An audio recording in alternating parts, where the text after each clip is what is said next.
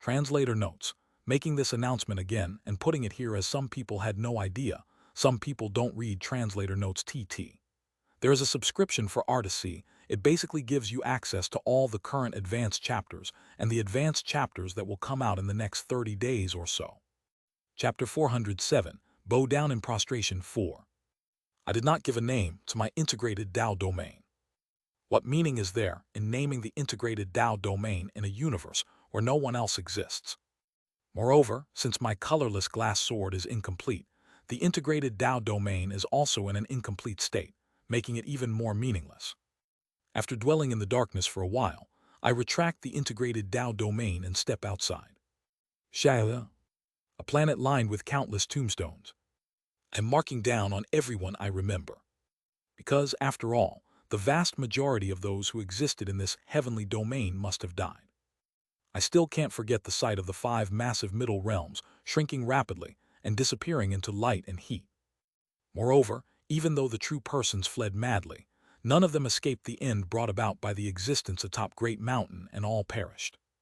I thought the middle realms and true persons would be safe even in the end, but it seems it only applies to natural ends. After the end caused by the being atop Great Mountain, even the middle realms vanished, and the pre-existing true persons all seem to have been utterly annihilated. Wu Wang.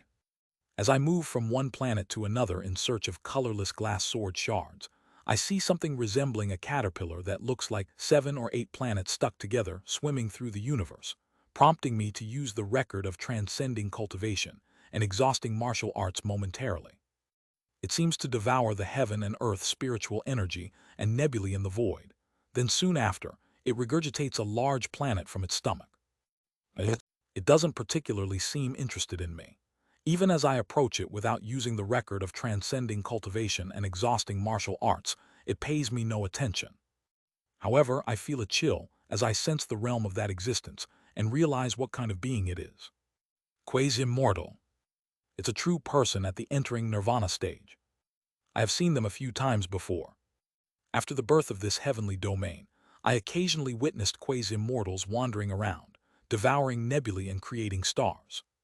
Maybe it's because they are true persons, but there's something inherently terrifying about them who are younger than me in age, even when they seem to act purely on instinct without any intelligence or reason. The true persons are creating stars.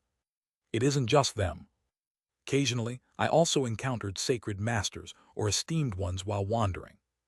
These aren't beings who attained their realm through cultivation, but rather monsters who were born as esteemed ones, sacred masters and quasi-immortals from the start. I noticed that they weren't simply born randomly, but were given some kind of fate related to the stability of the heavenly domain. Entering nirvana state, quasi-immortal level beings create stars. Sacred vessel state, sacred master level beings find stars to organize laws, adjust the distance from fixed stars, and modify the orbits to make them more suitable for the birth of life. Star-shattering stage, esteemed one-level beings roam the cosmos, scattering bizarre celestial phenomena randomly throughout with heaven and earth spiritual energy, producing the dust clouds that quasi-immortals eat to create stars. Watching them, I can see that the esteemed ones, sacred masters and quasi-immortals, are all part of the fate that maintains the vast ecosystem called the universe. Particularly, in the case of sacred masters, it's so evident that they were born with the explicit fate to bring life to the universe that it makes me slightly uneasy. The only fortunate thing is that, as long as I don't approach them first and interfere with their work, they remain indifferent to me. I continue to avoid direct encounters with the esteemed ones, sacred masters and quasi-immortals, occasionally observing them while continuing my search for the colorless glass sword shards. 20,000 years pass. If counting the years accumulated from my regressions, today marks my 50,000th birthday. Cling clang. I repair the colorless glass sword by joining 3 shards I found on a previous planet. The more of the colorless glass sword shards I find, the faster the pace becomes. Over the past 20,000 years, I have been able to restore 10 colorless glass swords. Chua. After attaching the shards, I activate the canvas of myriad forms and connections. The canvas of myriad forms and connections has also been restored with remarkable precision, comparable to before. From some point on, The graves of the Wuji religious order followers that I remember have covered more than half of the surface of the planet where I reside. I look at them with sad eyes. My 50,000th birthday. If even one of them had been still alive, they might have congratulated me. No, even if that isn't the case, I could have felt warmth and at least share a conversation. Not much time has passed in the history of this new heavenly domain, and I am still the only one with reason in this world. The quasi-immortals, sacred masters and esteemed ones are still simply following their instincts, making the universe more prosperous. It's cold. The chill in my heart is so overwhelming, I feel like I might die. Avoya. I hold my chest and let out a groan. Alia. A faint, lifeless groan escapes my lips. My chest hurts. Even for me, for who the pain of having my testicles removed became within the range of what I can accept, and can endure any form of torture without blinking an eye, the pain is so unbearable that I can't help but groan. I have fallen ill, and the name of that illness is loneliness. Another 10,000 years have passed. I have restored 100 colorless glass swords.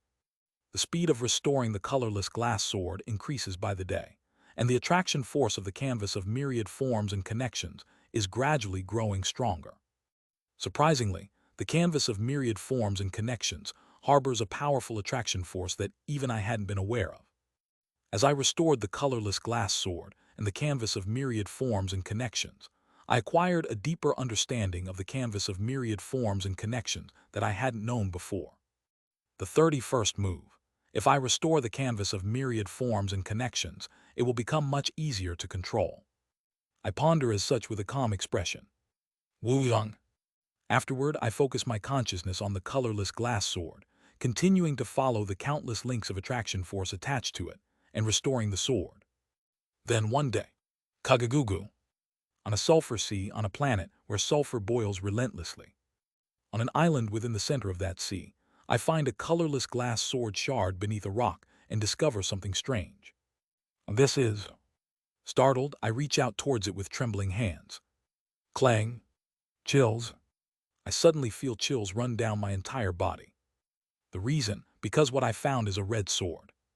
On the blade of the sword, the characters calendar calculations, Chinese letter, are engraved in an auspicious manner. As I look at this extremely auspicious-looking treasure sword, I shudder. How could this? It's a trace of civilization, and a very advanced civilization at that. This is not an ordinary sword, but a truly terrifying divine sword. If that's the case, does that mean that somewhere in this world there exists a civilization, or a being with reason capable of creating such a sword? But just then, Wu Wuang, I suddenly feel a powerful resonance coming from an object inside my storage scroll. Although I'm not entirely sure how I was revived, my clothing and storage scroll were restored along with me, and except for my natal Dharma treasure, the colorless glass sword, most of my Dharma treasures are intact. I take out a pristine, pure white divine sword made of salt crystal, known as Reforming Calendar. Reforming Calendar, Chinese letter, and calendar calculations, Chinese letter. I know the moment I see them. These two were created as a pair. I'm slightly dumbfounded. If these were made as a pair, then the sword called Calendar Calculations is a replica of an immortal treasure. And yet, despite being a failed attempt at that, it has survived the end and remains in this place. Just what? I find it hard to believe that Reforming Calendar and Calendar Calculations are failed replicas, not even worthy of being called immortal treasures. I would believe it even if someone told me they are real immortal treasures. No matter how precious salt crystal might be, just what kind of Dharma treasure can withstand the end? Feeling absurd, I place Reforming Calendar and Calendar Calculations back into my storage scroll for now. 5,000 years have passed. I have now gathered 1,000 colorless glass swords. Woven. Now, more than 80% of the canvas of myriad forms and connections has been restored, and I can tell. From now on, within 500 years, I can find all the colorless glass sword shards. It's no longer just a matter of certainty in the attraction force. I can gradually feel the shards of the colorless glass sword being drawn back to me by attraction force. It likely won't take much longer. I gaze bitterly into the void. This is the longest cycle I've ever survived. But at the same time, It's been one of the most painful and agonizing lives I've ever lived. What does it matter if I live for 100,000 or 1,000,000 years? In the end, people are beings that swim within the ties of connection. In a place devoid of connections, one cannot grow.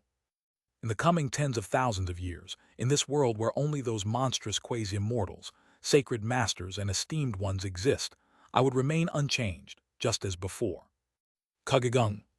Finally, after tens of thousands of years, I have gathered all 3,000 colorless glass swords that had been scattered across the entire heavenly domain.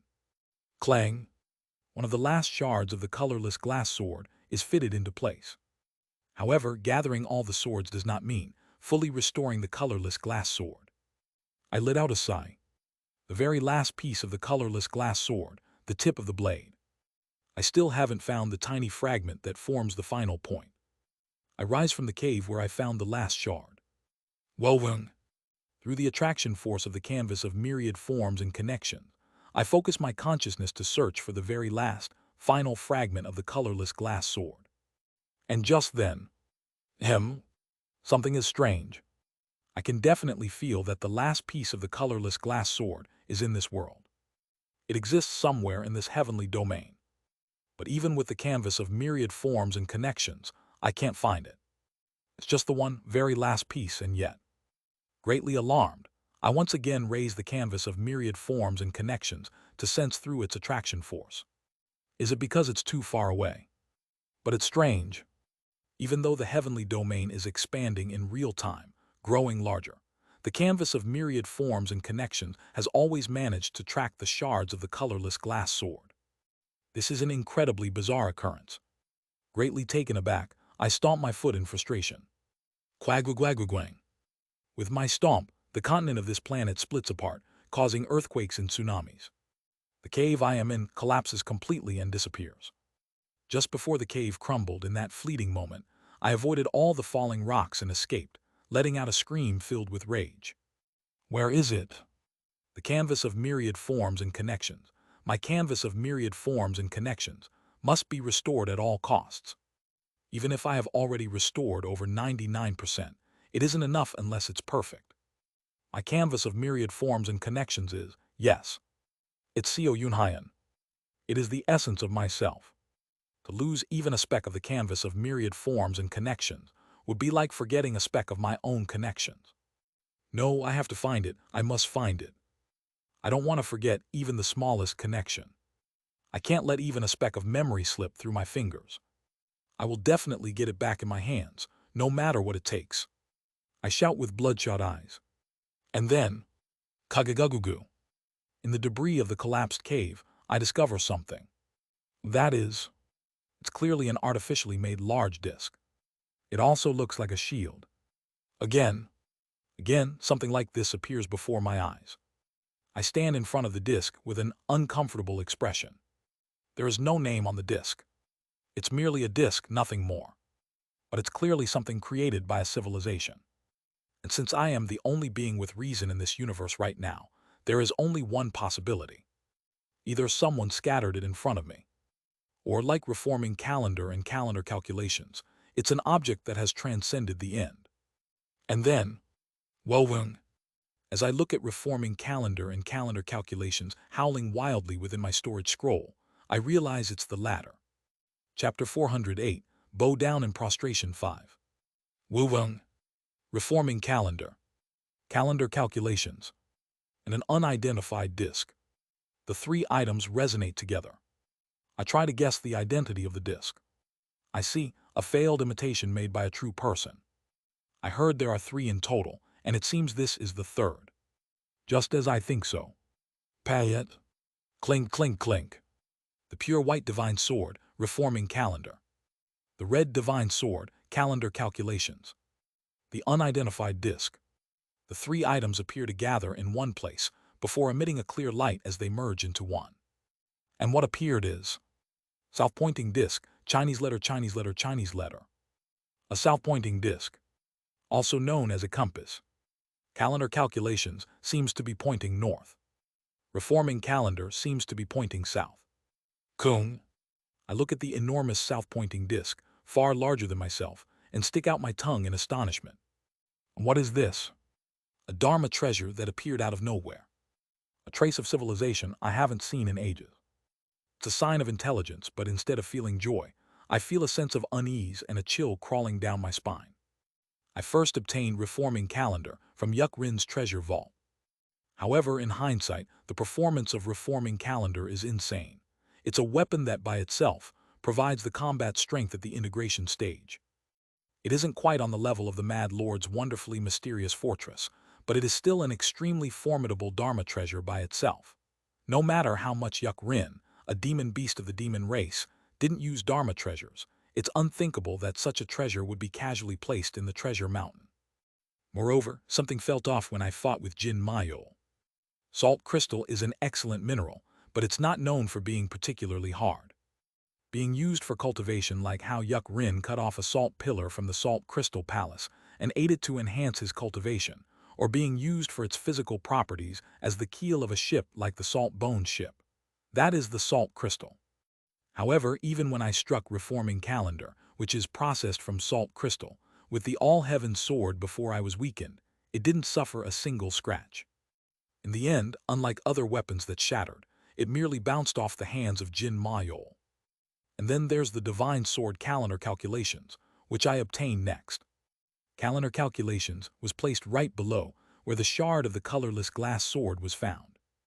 Almost as if someone had hidden it there, knowing I would come looking for the colorless glass sword. And the same is true for the disc.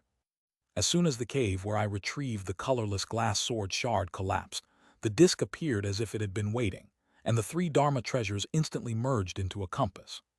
It feels as if some entity was guiding me toward this compass.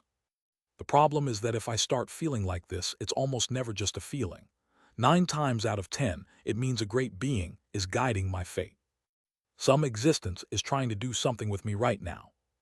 Through this compass, no less. What is that being's purpose?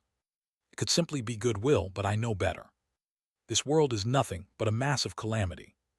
At least for us, goodwill will never come our way. I can't trust anyone. Embracing Yon Wei's philosophy more than ever, I unfold the integrated Tao domain. Wu Wuang. With all the spiritual energy and dragon vein within the integrated Tao domain. And utilizing attraction force, I grip the all-heaven sword along with the 3 great ultimates, and with the martial technique of Deep Mountain, emerging Tao, I strike down the compass. Kugwagwagwagwang. The compass, struck within the integrated Tao domain, pierces through the domain and embeds itself directly into the planet's core. That's right. Instead of shattering on the spot, it was deflected and lodged itself there. Retracting the domain, I glare at the compass. Not a single scratch. With my current strength, I can go hold my own against someone at the quasi-star shattering stage. It's clearly an artifact formed by the combination of the integration-level Dharma treasure, Reforming Calendar Calculations, along with the unidentified disc. It'd be accurate if one thinks of it as a grand perfection integration-level Dharma treasure. However, the single strike I just delivered isn't a joke. If hit directly, I could have sent even Hyun Eum straight to the afterlife. Yet the compass took the hit and didn't even get scratched. I let out a low growl, glaring fiercely at the compass. I can tell. This isn't just some integration-level Dharma treasure. It was said to be a failed product of an entering nirvana quasi-immortal, but honestly, I don't really know. Though the compass isn't particularly large, I can't help but feel the same unknown pressure from it as I did from the serving command arc. The legendary discarded immortal treasure that pierced through the head of lofty dragon, the serving command arc. Its majesty was truly overwhelming when I first saw it. And this compass seems to exude a similar level of pressure. After staring at the compass for a long time, I decide to ignore it and head to a planet in the opposite direction. Enough, I'm abandoning it. I don't know which true immortal or higher being is trying to toy with me again, but there's no reason to play along. After passing by a planet while thinking such thoughts, Kagagugugu. I lock eyes with a true person in the shape of a frog, with its entire body covered in eyeballs, clinging to the back of the planet. Blink. The quasi-immortal in the form of a frog looks at me and opens its mouth. Chuak. This crazy. I turn pale and dodge the quasi-immortal's tongue. No, should it even be called a tongue? It looks like a sea anemone with soft starlight swirling around it. If Azure Tiger Saint's Azure Spirit Starlight Quintessence Great Method took the form of a tongue, it'd probably look like that. Kagagugugu. The Starlight Sea anemone-like tongue chases after me. Damn. I don't understand why something that had no aggressiveness towards me is suddenly showing such behavior. Fleeing in a haste, I head to a planet nearby. Only when I return do I realize it's the place I discarded the compass. Kagagugu. The quasi-immortal sea anemone twitches from the sky. While searching for a place to hide, I end up diving into the spot where I smashed the compass, creating a path down to the core. Kuang. In an instant, I fall to the core and end up stepping on the compass. Fortunately, or unfortunately, the frog-like quasi-immortal seems to have just flicked its tongue for fun, as it retracts its sea anemone-like tongue and disappears again. Gritting my teeth, I try to leave once more. But this time, a star-shattering esteemed one in the shape of a continent-sized carp chases after me, forcing me to hide beside the compass again. After experiencing these two incidents, I realize something. Is this fate? I've experienced something similar before. When I was still young. It's the same feeling as the time when I struggled desperately at Ascension Path, trying to prevent my comrades from being handed over to Coatl, the Mad Lord, and the Heavenly Being Trio. No matter how hard I struggled, fate would move and block my path, guiding the flow back to its original course. No matter what I did, my comrades were inevitably drawn to the individuals connected to them. Recalling that time, I understand that someone has manipulated my fate to guide me to the compass. So, I'm supposed to use the compass. I hesitate for a moment before letting out a small laugh. After all, I have nothing left to lose. With a bitter expression, I reach out and touch the compass. Wu-wung. As I infuse my consciousness into it, the name and usage of the compass flows into my mind. The name of the compass is the South Polar Compass, Chinese letter, Chinese letter, Chinese letter. Its ability is to guide the best path towards the entity connected by attraction force. I can't help but laugh in disbelief. It feels contrived. Just when I can't find the last fragment of the colorless glass sword. Just when I need help to locate the colorless glass sword, a Dharma treasure that can do so appears right before my eyes. It's clear that someone's intentions are at play, and it doesn't make me feel comfortable. But I have no choice but to place my hand on the South Polar Compass and register the attraction force for the colorless glass sword. Someone is moving me through the South Polar Compass. And the power and fate that this someone possesses are beyond what I can escape from at this moment. If that's the case, though they are words I really despise, I have no choice but to follow them. This world is a play under fate, and we are merely actors acting within this play. Like an actor, you should just be faithful to your role, otherwise you'll be driven off the stage. Coatl's words. Despite my irritation, I have to admit that in this situation, I have no choice but to follow his words as I glare at the compass. Fine, I don't know who is trying to do what with me, but for now, I'll act according to the role assigned to me. For now, I'll faithfully perform the role I've been assigned. Payet. Riding the South Polar Compass, I cross the universe. Wu-wung. The South Polar Compass, needle, reforming calendar, points in a specific direction, and I use attraction force to fly there with the ground shrinking technique. Wu-wung. And some time later, the South Polar Compass sends a signal saying we arrived at the destination. The South Polar Compass, much like the navigation systems on Earth, sets a target and provides the best path to it, and when you arrive, it sends a signal like this. Following the guidance of the South Polar Compass, I descend in front of a rocky cave on a certain planet. Then, sweeping my consciousness around, I operate the canvas of myriad forms and connections across the entire planet to search for the colorless glass sword fragment. But nothing appears. Even after fully revealing the colorless glass sword and pulling with the attraction force of the canvas of myriad forms and connections, nothing comes out. After retrieving the colorless glass sword, I re-register its attraction force into the South Polar Compass and speak. Guide me, South Polar Compass. The needle of the South Polar Compass spins around before pointing to some distant part of the universe. It's saying the fragment is located in another place. I feel my blood boil in frustration, but I calm my anger and ride the South Polar Compass towards the direction it indicates. And there, too, The colorless glass sword fragment is nowhere to be found. And once again, the South Polar Compass points to yet another random location. Even though I am overwhelmed with the urge to smash the South Polar Compass to pieces, it won't break anyway. And if I can't control my anger and throw it away, I will immediately find myself under the bizarre misfortune of being chased by quasi-immortals or esteemed ones, binding me right back to the side of the South Polar Compass. Even if misfortune arises, I can't neutralize it like before. If I use the phenomena extinguishing mantra to nullify the misfortune, the owner of Great Mountain would come looking for me again. At this point, I have no choice but to play along with this puppet show, the intentions of which remain unclear. And so, tens of thousands of years pass. 100,000. It's my 100,000th birthday. Once again, I sigh at the stupidity of the South Polar Compass pointing to yet another strange location, and I adjust the compass to embark on another journey through the universe. How many tens of thousands of years has it been? I don't know what the intentions of the being that sent the South Polar Compass to me are, but without any explanation as to why they're doing this to me, they tied me to the South Polar Compass and dragged me around like a dog, forcing me to travel to every corner of the universe. What dog-like place will I travel to today?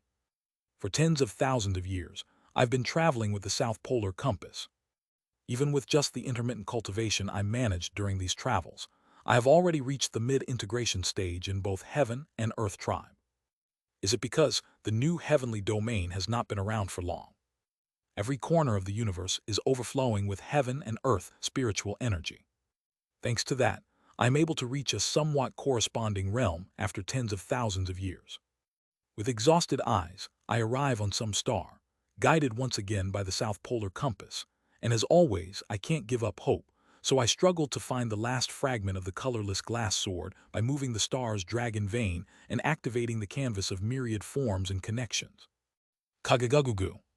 The dragon vein of the planet roars under my influence, briefly operating according to the formula of the canvas of myriad forms and connections.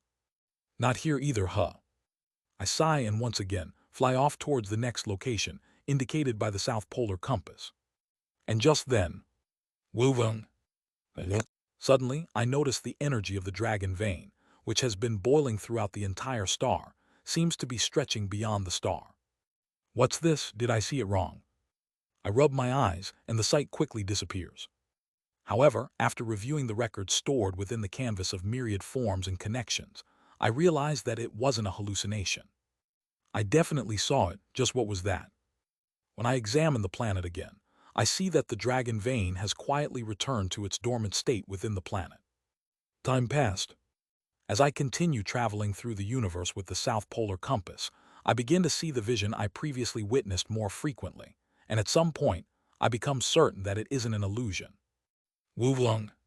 The dragon vein is extending beyond the star. The dragon vein, stretching beyond the star, connects to another star like a massive pillar. And I can vaguely see that the other star is also connected to another. It isn't a hallucination. I see. Only now do I understand why the South Polar Compass has been dragging me around the vast heaven and earth and four directions of the universe. Was it to give me this vision? It seems that way. This vision of the dragon vein is unique. All the stars in this universe have spirit veins of heaven and earth, spiritual energy flowing within them. And that level of spirit vein can be seen by anyone at the core formation stage. However, the pillar of spirit veins that extends beyond the stars is not easily visible. Only those who have traveled to millions of stars, analyzed their energy, and repeatedly activated the dragon veins can see this pillar. At first, I wasn't accustomed to this vision of seeing those pillars, but after becoming familiar with it, I felt like I understood the identity and origin of those pillars. The dragon veins of the stars have reached an extreme point, transcending the plane, and have entered the plane of fate. It was something I couldn't perceive at first because the endless spirit veins of the stars simply transcended over the plane of soul. The stars seem to be far apart, but that isn't the case.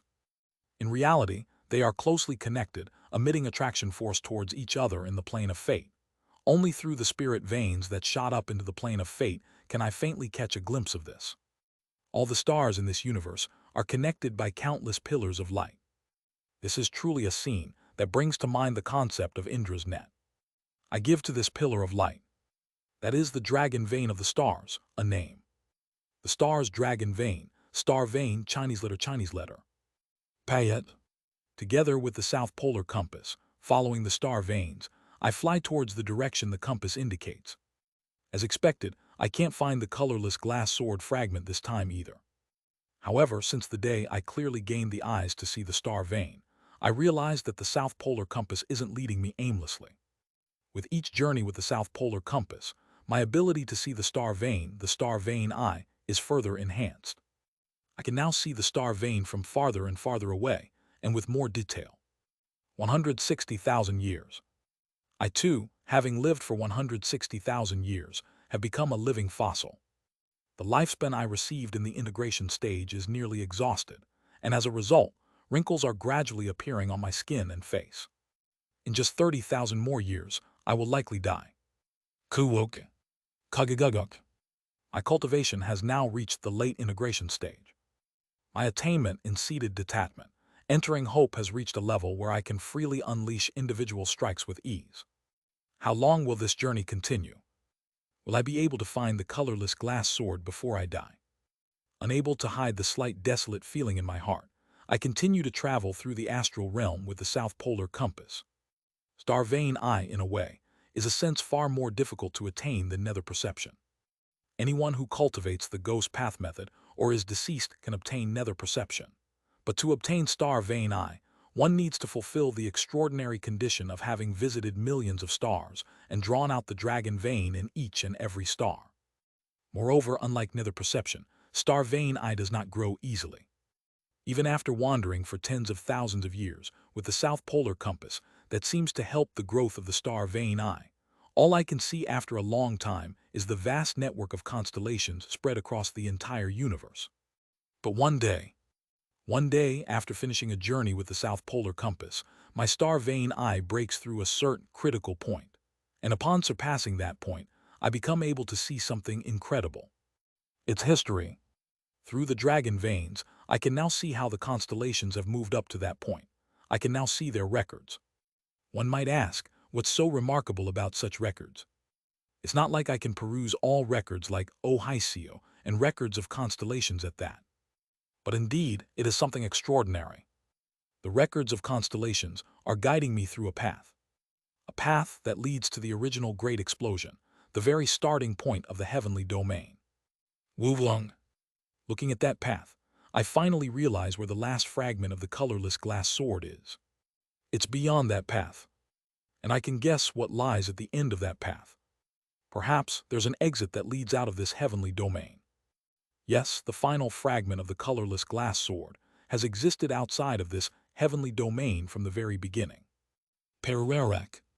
Upon realizing this, the south polar compass finally begins to guide me accurately along the path. I'm now 192,202 years old. I have 400 years left before my lifespan runs out. The time it took to reach the exit of the heavenly domain is precisely 400 years. The timing is so exact it almost feels contrived. I touch the wrinkles on my face and my beard. At this point, my cultivation has reached grand perfection integration stage in heaven and earth dual cultivation, and the equivalent level in the heart tribe.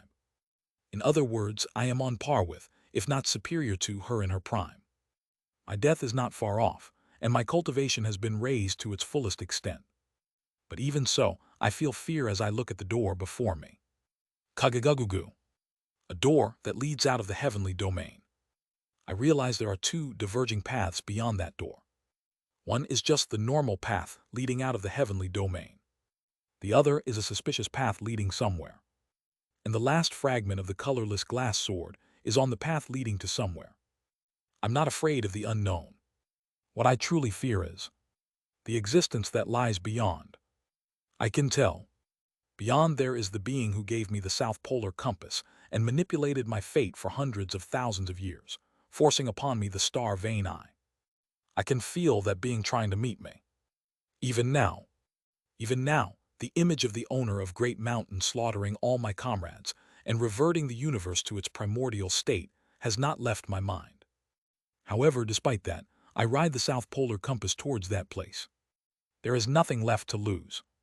The only thing to lose is my memory. Even though it's a mere speck, that fragment of the colorless glass sword, that canvas of myriad forms and connections, contains my history, our history. I ride the South Polar compass and take a step outside this heavenly domain. Payet. The heaven and earth and four directions are dyed pure white. Kagagugu. The galaxy. At the center of countless galaxies, there's a certain throne, and the South Polar compass brings me right in front of that throne. And suddenly, flash, the South Polar compass, which has carried me all this time, shines white and transforms into an old man. I look at him calmly. Is it you, the one who wished to see me? I can feel it. The being before my eyes is at least a true immortal. No, I am but an incarnation of the main body. I took this form out of consideration, since you would go mad by gazing directly upon the main body. If you have something to say, you could have summoned me directly. Why wait so many long years to call me? Haha, long years, you say. The old man strokes his beard and asks, do you know who I am? I cautiously ask the old man, who are you? I have many titles. Some call me the god of calendar, others call me the owner of time. Snap. When he snaps his fingers, the surroundings transform into a paradise-like pavilion. As he sits in the pavilion, he speaks. You may call me the heavenly venerable of time. I kneel involuntarily before his solemn presence. Bow down in prostration before me. I have been watching over you for a very long time. Translator notes, no chapter tomorrow would be pretty brutal, right? Law. Chapter 409, God of Time. The God of Time. Thump. The heavenly venerable of time. As soon as I hear those words, a chill runs through my entire body, and I feel my soul tremble. Then I immediately bow before the heavenly venerable of time. Excellent, you know your manners. Right after that, I immediately swing the all-heaven sword, the heavenly venerable of time's face. Shugwag. Kugwagwagwagwang. Along with the god of time's body, the entire pavilion is cut in half. What is the meaning of this? The heavenly venerable of time asks with a faint smile. I also smile weakly as I lift the all-heaven sword. I thought the great God was descending upon me a trial. Was I mistaken? The reason I immediately cut down the heavenly venerable of time. No, the reason I cut down the body of that incarnation is simple. TSDSDSDSDSDSS. My body is gradually becoming younger. At the same time, the body of the heavenly venerable of time's incarnation is slowly aging. What does this mean? The heavenly venerable of time, through some method, is reversing the time of my physical body. Well, if that's all, it wouldn't have mattered. The real problem is that the heavenly venerable of time is also reversing my memory. If not for the canvas of myriad forms and connections, I might have entirely forgotten the tens of thousands of years of suffering I endured in the new heavenly domain. A trial, you say. I only intended to give you relief. How can forgetting one's memories be considered a relief? You seem to be struggling due to the pain of past years, so I tried my hand. Did it not please you? It's only then that I realized the answer to why the heavenly venerable summoned me after making me wander for 100,000 years. My memories are precious to me. Indeed, the 100,000 years have been so long, so horrifying and so lonely. But that is also part of my life. Those years were filled with pain, but it's because of those years of suffering that the pain and despair of that day have weathered away enough to shape who I am today. The time that has passed was hard, but I don't regret it. I bow my head to the heavenly venerable. Thank you for enlightening me. Heh, it's fortunate that you finally understand. I'm about to apologize for cutting down the heavenly venerable's body. But just then, TSDSDSDSDSDS, I realize that my time is once again reversing. My physical body is becoming younger, and my memories are fading. The cultivation of my physical body is declining as well. If not for the canvas of myriad forms and connections, I won't have even realized that I am losing my memories. I look at the heavenly venerable and ask, is this lowly one being punished for damaging the heavenly venerable's body? No. Then why are you doing this? The god of time does not answer. Instead, he points at me, and the speed at which my body grows younger and my memories disappear accelerates. My cultivation is gradually decreasing. Memories are slipping away. I can feel the memories of the past 190,000 years draining out of my upper dantian in an instant. I furrow my eyebrows. O heavenly venerable, please quell your anger. However, despite my plea, he doesn't so much as twitch an eyebrow and continues to reverse my time even faster.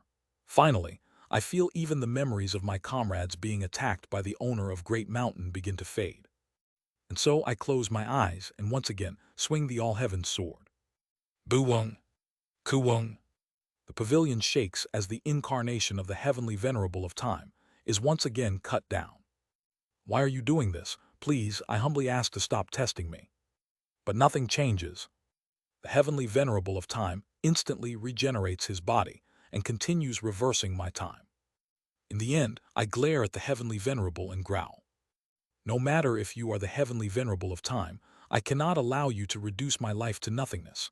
Stop immediately. It's scattering. It's vanishing. Even though my body is becoming younger, my memories, grudges, sadness, happiness, despair, and hopes, all those joy, anger, sorrow, pleasure, love, hate, and desire, all those scenes filled with emotion, everything is disappearing from my mind. If not for the canvas of myriad forms and connections outside, I wouldn't even be aware of it. I grit my teeth and shout. Stop immediately. Xiukang. Once again, I cut down the incarnation of the heavenly venerable of time. I fear the opponent before me. I don't know if he could capture me and set 1 second to last an eternity, torturing me for infinite time. Having seen the god of Great Mountain collapse the universe, I can't even imagine the limits of these beings. But even so, for the human named Seo Yunhayan, the time I've spent until now is far too precious. No matter if the opponent is a god, I can never forgive anyone who would reverse my life and erase it as if it never existed. With my eyes rolled back, I wildly swing the all-heaven sword. Kagagugugu. The pavilion crumbles. The world cracks. But as time passes, my cultivation continues to decrease. The only thing that doesn't fade is the level of martial arts maintained by the enlightenment held within the canvas of myriad forms and connections. Stop this at once. The years spent in the ancient force realm. The memories with the Wuji religious order. The countless recollections that formed after falling into the nether ghost realm. The time I joined the Grand Cultivator Association and became a Grand Cultivator. The moments when I faced Hun 1 and Seo Atrial, using the power of Salt Mountain. They are all gradually collapsing. And the leakage of memories continues to the very beginning of this cycle. See, could it be? If this keeps up, will I lose the memories from the previous regression as well? Just as I think so. Then, Pazazet. According to the sequence of time I am experiencing, the memories from right before regressing to the start of the 19th cycle and those of the 18th cycle should have disappeared. But they don't. Instead, the memories begin to be erased in roughly the spatial sequence from when Jian Myohoon and I ascended. The memory of ascending with Jian Myohoon in the 17th cycle disappears. The memory of blocking the owner of heavenly punishments, heavenly tribulation disappears. But, Wu Wuang, the memory of meeting and talking with Yang Sujin's remnant at Shattered Heaven Peak does not fade away. As if that memory is untouchable, even by the heavenly venerable of time. My memories and cultivation continue to diminish until I eventually return to the time of the first cycle, when I was just a second-rate martial artist. And eventually to the starting point of the first cycle. The events at Ascension Path. The confusion I felt upon opening my eyes there. And finally, to Tsutsatsu. What's this? There's a memory that's completely white. I can't quite tell what it is. Then the body of the heavenly venerable of time suddenly explodes. Pugwag? No, it isn't just his body. The entire pavilion he has summoned shatters abruptly, and we are returned to the throne of the galaxy where we had originally been. Gugagagugu. But that isn't the real issue. Pure white light. Light is boiling in all directions, and the entire region that seems to belong to the heavenly venerable of time is violently shaking. With my body that is now no different from a mortal's, I try to resist through the all-heaven sword, but I can't do anything. The white memory also doesn't completely vanish from my mind. Instead, time continues to reverse. The day we were heading to workshop in an SUV. The time Jian Myohun handed his work over to me. The events at the company. University, military service, the beginning of university, high school, middle school, elementary school, kindergarten, and even infancy. I've even forgotten how to connect myself to the colorless glass sword. But what is the colorless glass sword? Baba the bad. The world is bright. It's nice. A bit cold. I think I wet myself. I'm hungry. Mom, Dad. I want milk. It's warm. I will soon enter the world. Mom's love flows into me through the cord in my belly. I have to leave Mom's belly soon. Thump, thump, thump, thump, thump. Poet. G-E-I. I am connected to the colorless glass sword. I don't remember anything.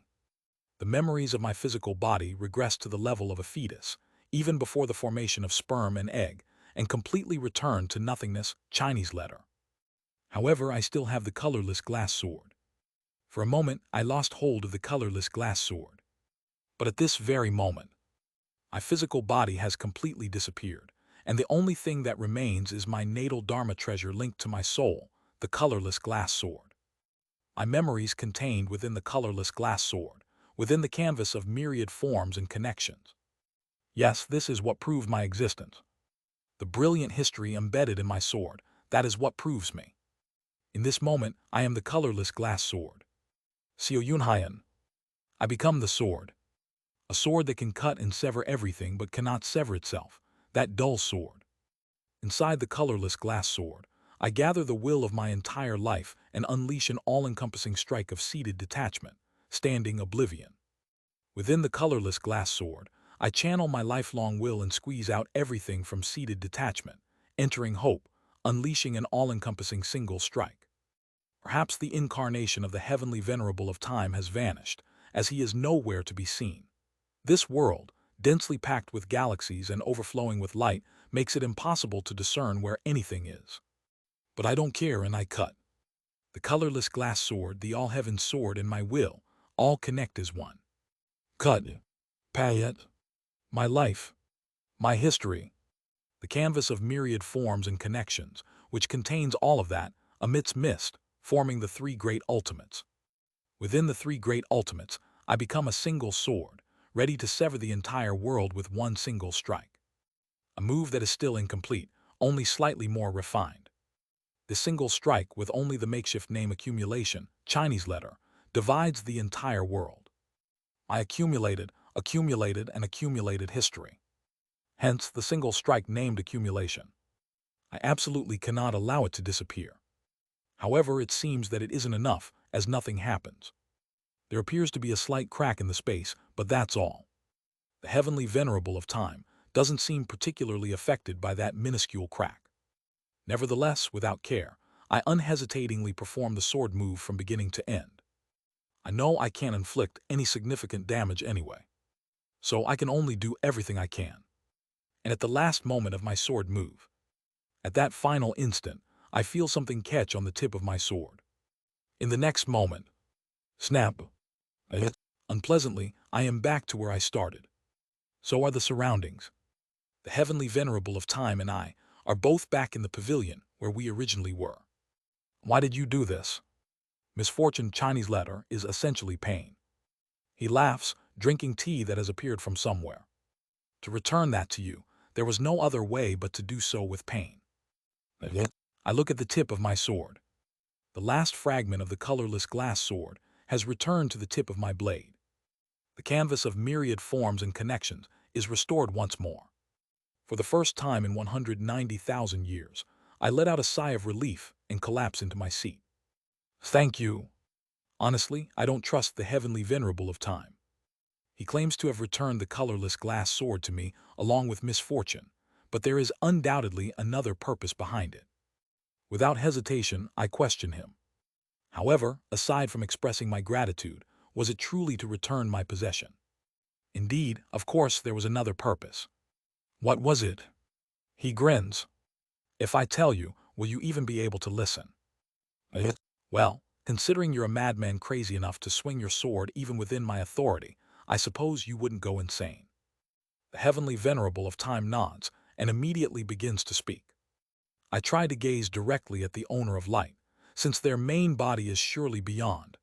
If I can just find those coordinates, I might be able to become like them. What did rewinding my time have to do with the owner of light suddenly being mentioned? However, despite it seeming like insignificant information, I soon realized that my soul, domain, and physical body are vaporizing into light. Snap! The heavenly venerable of time snaps his fingers, and my body returns to normal, leaving me in utter confusion. What's this? I didn't even confront the governing immortal directly, just heard a few lines of information, but why? Why did my body suddenly start to dissipate?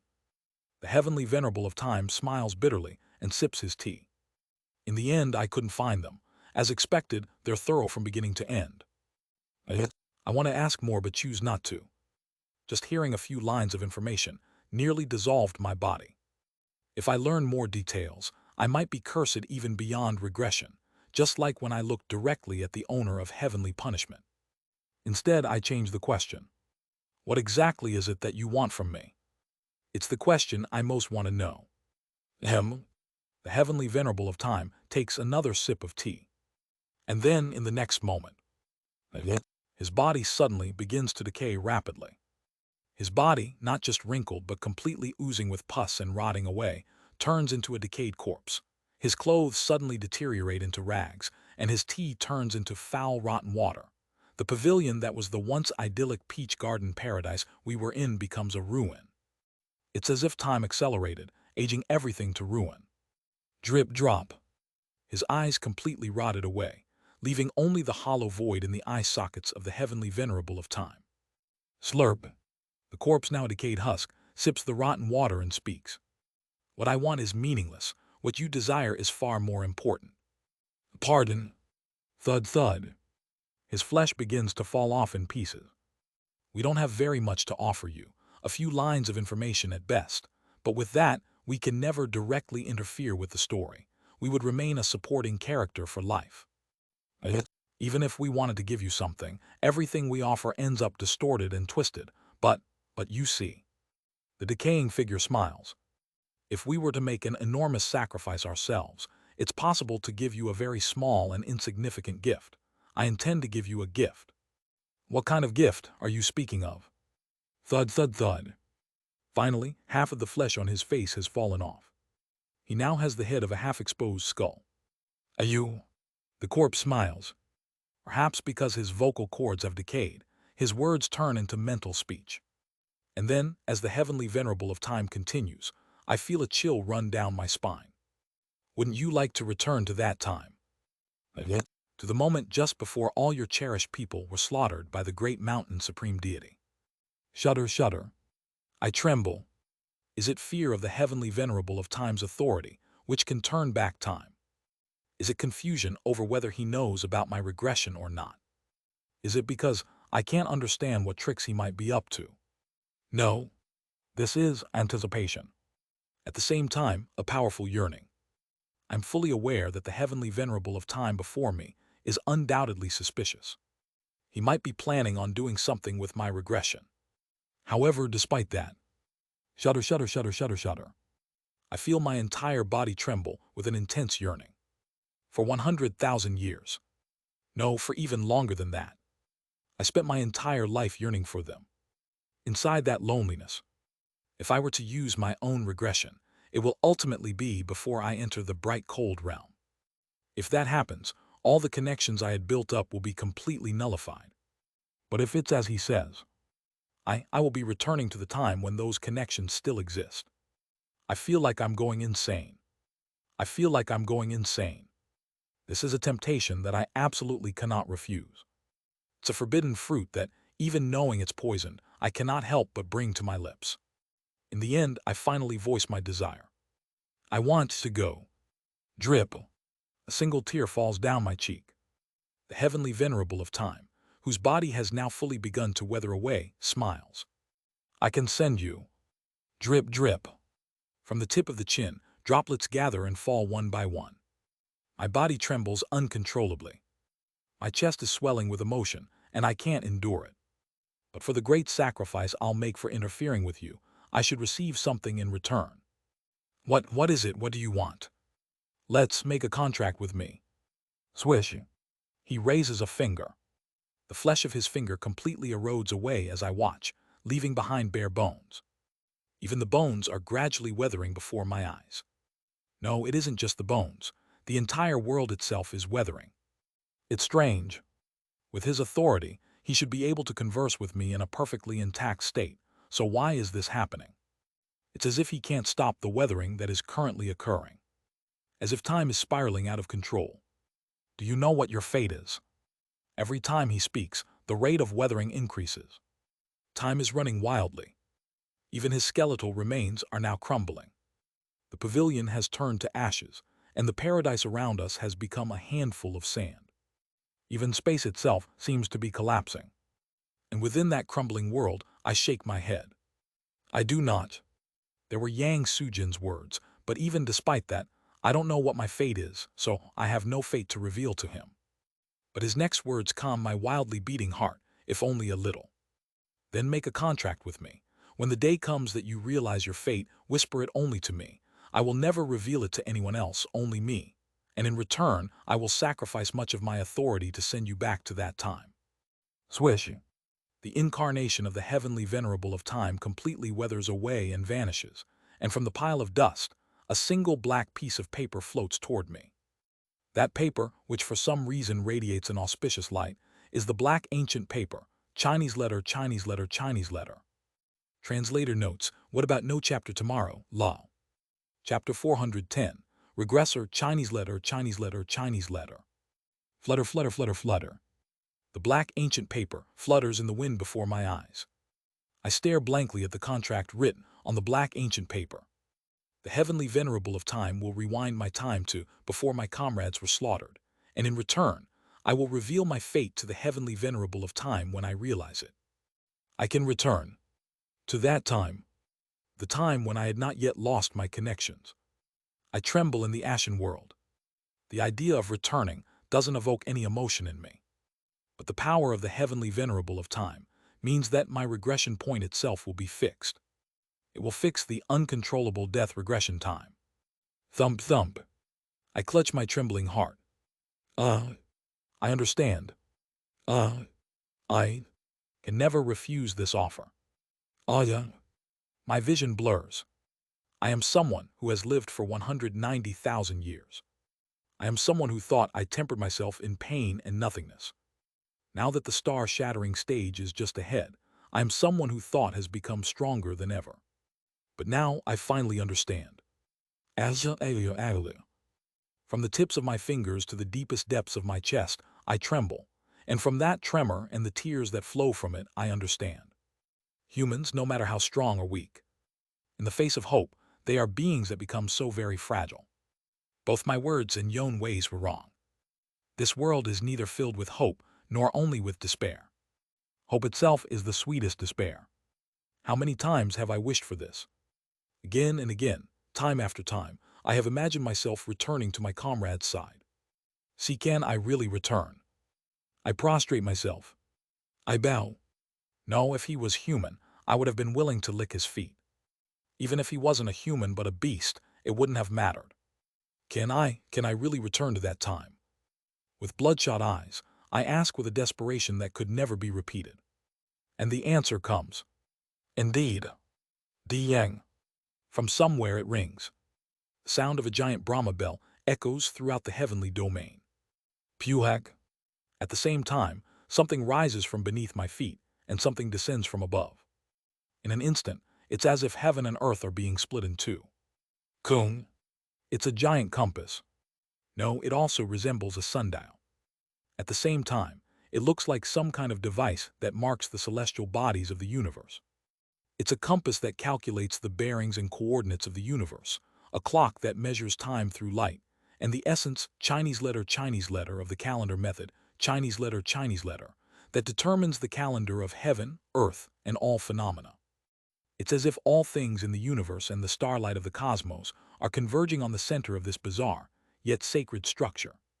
Before conversing with the heavenly venerable of time, I briefly recall the throne of galaxy I saw. Kugagagung. In hindsight, it wasn't a throne. It's merely one of the countless axes of the celestial globe formed by the river of stars. Puhak. My eyes burst and blood pours down. Jilling. My head is ringing. At the shock that feels as if my brain is going to shut down, I tremble uncontrollably with my mouth clamped shut. Pazasasa. Before me, the ashes that formed from the now-weathered peach blossom spring paradise clump together, and the heavenly venerable of time returns to his human form. The human figure briefly gazes at me, then bows towards somewhere. On-legged. Now I finally understand. Payet. The human form of the heavenly venerable of time. In an instant, it transforms into the South Polar Compass, and is then absorbed into the gigantic structure before me. The being I have been conversing with, until now, is not the heavenly venerable of time. Isn't it absurd from the start? If he is the heavenly venerable of time, does it make any sense that the main body of the heavenly venerable of time has been carrying me around on his back throughout all the corners of the universe for 190,000 years to open my star-vein eye? Starlight begins to gradually fill the structure. My head explodes and my brain matter spills out. However, even so, I cannot die. My time is fixed here, as if I can never proceed beyond death, even if my domain, soul, and consciousness all shatter. At the same time, I am able to understand. About the being I have been conversing with until just now. About the being who introduced himself to me as the heavenly venerable of time and tested me. It is not the heavenly venerable of time. I recall the words of Jin Mayo, that the heavenly craftsman created an immortal treasure for the god of calendar to contain the being's strength. Indeed, the being I have been conversing with until now is the immortal treasure, Chinese letter, of the heavenly venerable of time. A proxy of a god. No, to be exact, it's merely an incarnation of the proxy. I have never once spoken directly with the heavenly venerable of time. I have only discussed a contract with the incarnation of their proxy. As I cling to it, finally, the proxy of the heavenly venerable, the god's immortal treasure reveals its true form. Jilling. My head hurts. Clang, clang, clang. The moment I gaze upon its true form, I am struck once again with the impact that feels as if my very domain is collapsing. Its true form is a celestial globe forged from the river of stars, a vessel capable of containing an entire heavenly domain. Knowledge along with a name flows into my mind. The immortal treasure, Chinese letter, of the god of time. The southern polar ritual treasure, Chinese letter, Yong Seung, Chinese letter. Unable to die, with my upper body completely obliterated and only my soul remaining, I kneel and scream in despair before the majesty of Yong Seung, Chinese letter. Qiyang. Gazing upon it, countless possibilities of time flow into my mind. Jiyang. Failing to follow Kim Young-hoon, the possibility of spending 1,000 years researching soap and reaching the pinnacle of soap. Surrendering to Yuan Li and becoming his disciple, the possibility of ascending to the blood yin realm, then invading the bright cold realm, tearing out and eating Kang Min-hee's heart to advance to the star-shattering stage. Or after believing that the immortal treasure of the god of time is actually the heavenly venerable of time until the very end, the possibility of being mocked until the very end, and eventually being forced to stamp the contract under the threat of the immortal treasure, leading to my 20th return. Countless possibilities flow before me. But those aren't what's important. What's terrifying are the symbols etched on Yong Seung's path. Black snake biting its tail. Mountain Chinese letter exuding darkness. Taiji in the shape of a fetus. Black sun. Bird trapped in a cage. Sun and moon pair of eyes. Lightning spear. White wheel. 6 interconnected stars. Transparent seed. Blackened 3 great ultimates. 11 symbols in total are engraved in a grand scale. Some of them are shining brightly, but the black snake and sun and moon eyes do not emit any light, and although the lightning spear and fetus are glowing, their light is extremely faint. Pazazasa. The world seems to be turning white. Through the symbol, that being beyond is watching me. The owner of Great Mountain is observing me through the mark of the mountain, Chinese letter. Are you there? With that will, the gaze that is upon me vanishes. But I can tell. My entire body breaks out in chills. They are coming. Yang. Once again, the sound of the Brahma bell echoes throughout the entire universe. It's a sound originating from the center of the structure before me, from where the starlight is converging. Ts. The elderly figure appears before me once again. But this is not the same old man who appeared earlier. With light and shadow rotating around its entire body, it's something trying to clumsily mimic a human. The body of something mimicking a human twists. It looks as though an existence beyond mortality is awkwardly adjusting its form to communicate with a mere mortal like me. The incarnation of the immortal treasure that has been conversing with me just moments ago, the South Polar Compass. I realize that it's now ceasing to reveal itself as an incarnation, and instead is preparing to converse with me as the main body of the immortal treasure Yong Seung. On behalf of the Lord, I shall ask you. It asks, will you make the contract with the Lord? Pay it. My body reverses once more. My body and domain, which gazed upon the fragments of distant existences, is beginning to recover as if time is turning back. I want to go insane. No, I want to lose my mind, drooling saliva and sob uncontrollably. But I can't. The being before me is forbidding even that and is forcing me to answer. Lie. With my entire body trembling, I weep. I must answer. I must answer. Isn't the great one before me waiting for an answer? And then it happens. Jiang. Once again, something resonates. And I understand. This is not a headache ringing in my head. Rather, it's something resonating deep within my chest. That's right, this is. It's the colorless glass sword I have harmonized with for 190,000 years. A wave coming from somewhere, connected to that colorless glass sword. That wave is awakening my mind. When the wave reaches its peak, I can momentarily see a vision. It's a woman in white stroking a jade-colored deer. No, I'm mistaken. What she is stroking is a jade-colored norigi. She looks at me and says something. Was what I just gave you also a curse? The memory of that moment soaks my chest. With that, I snap awake. For some reason, the overwhelming presence of Yong Seung, who is intimidating me, no longer seems to matter. O Great One, speak. The Great One said if I make the contract, you will turn back time, correct? That is correct. One thing may this lowly one inquire. I bow and prostrate myself before it. If time were to return, and I were to meet those comrades from that time, will they be the ones I long for? Please grant me the answer. It does not respond. From its silence I can be certain. I already knew. It's something I have known for a long time. It's a fact I have learned from repeatedly returning back in time. No matter how many times time reverses, I can never return to the time I wish for. An ironic paradox. There is a person who lost someone they love. They regress and arrive at the point just before losing their loved one. But is the one they lost and the one they loved truly the same being? Absolutely not. The one who returned was together with the one they lost until their death, but the one they loved after returning is someone who has not experienced their own death.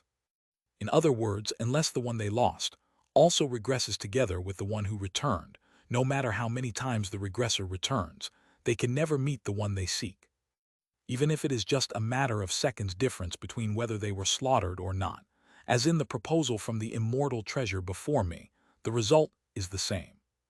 I think of Kim Young-hoon, who resisted until the very end. I think of Buk Hyung-hwa, who sought Kim Yon and also sought my help. I think of Oh Hyun-seok, who died without even being able to hurl swears.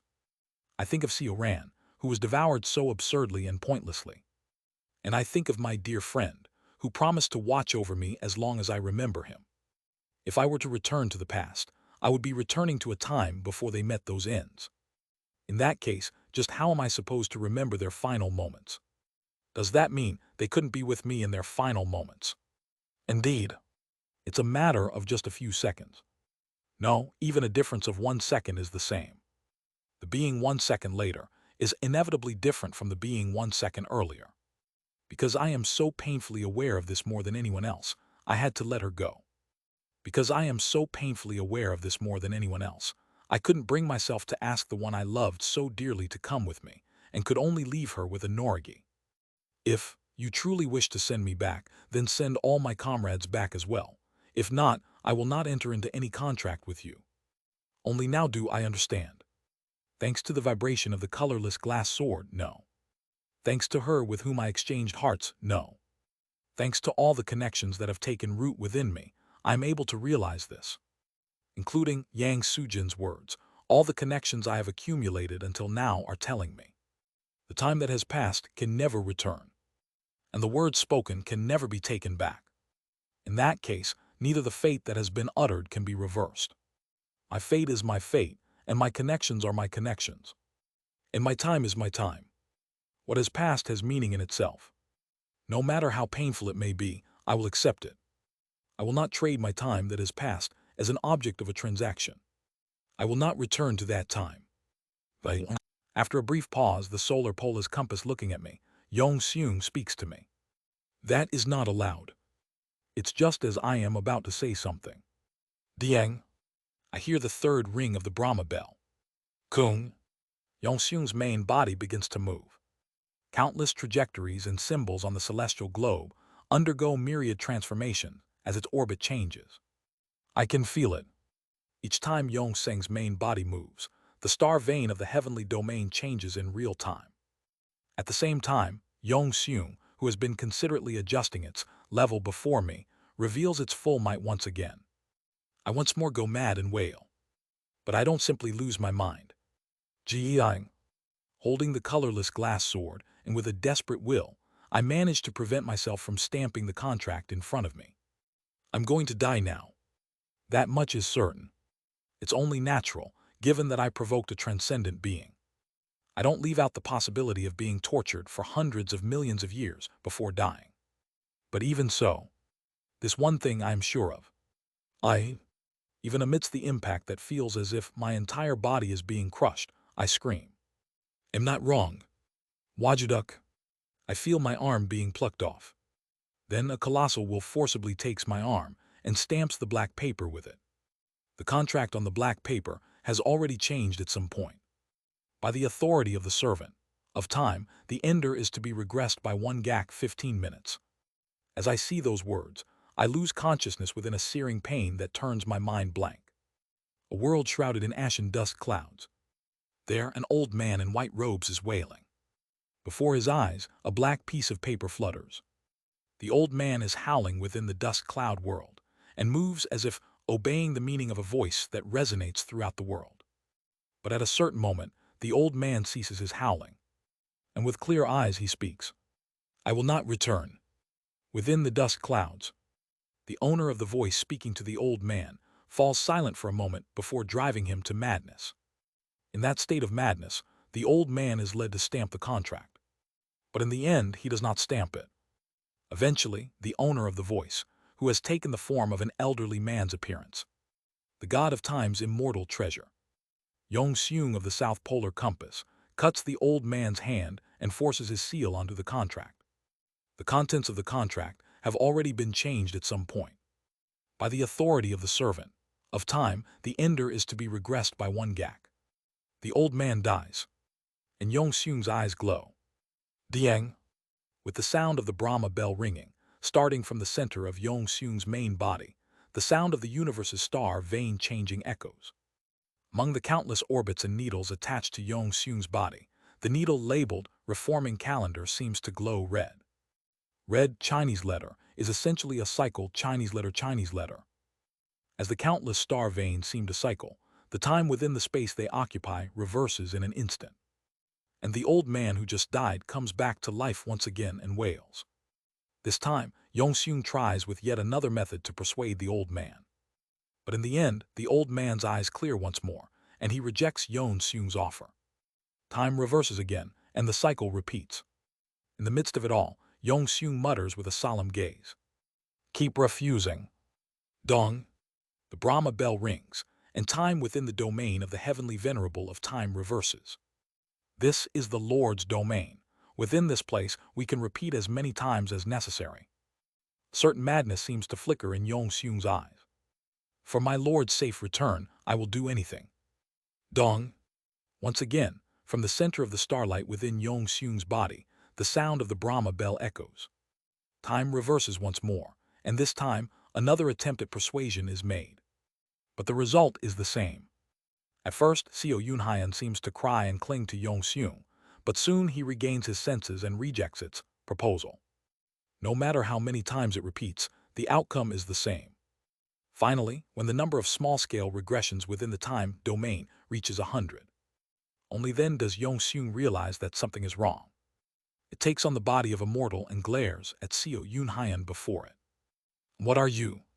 Pardon?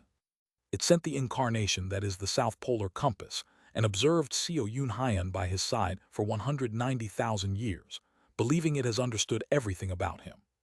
To him, comrades are everything in life. In the eyes of the heavenly venerable of time's immortal treasure, Yong Seung, who has reached the pinnacle of the world, the person who can absolutely never reach the star-shattering stage, is the one named Seo Yunhyan. Unwilling to abandon anything, he is the very essence of a greedy person. But something is strange.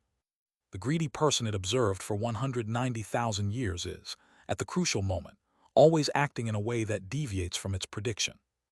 I will not return. 100 times. The time that is past cannot return. 150 times. Even if you are the god of time. 300 times. A life that has already passed is by itself. 500 times. By itself already within me. 1,000 times. So I will never go back. Over and over, sound like a parrot or like a record-playing magic artifact keeps repeating. And it's around then that Yong Seung understands something. I see you are receiving help from outside. Seo Yunhyan isn't relying solely on his own strength. How dare a mere mortal hope to maintain his sanity in the presence of Yong Seung's rank, who borrows the power of the god of time? Someone at every crucial moment is assisting Seo Yunhyan. Who is it? Yong Seung glares at Seo Yunhyan. There's nothing out of the ordinary. Neither his domain, nor the Dharma treasure known as the colorless glass sword, nor his heart tribe abilities. There's nothing that seems peculiar. Nothing can be sensed. Literally, everything about Seo Yunhyan is as colorless as his nature suggests.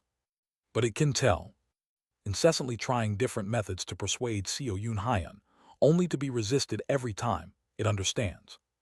Is definitely not enduring solely with his own strength.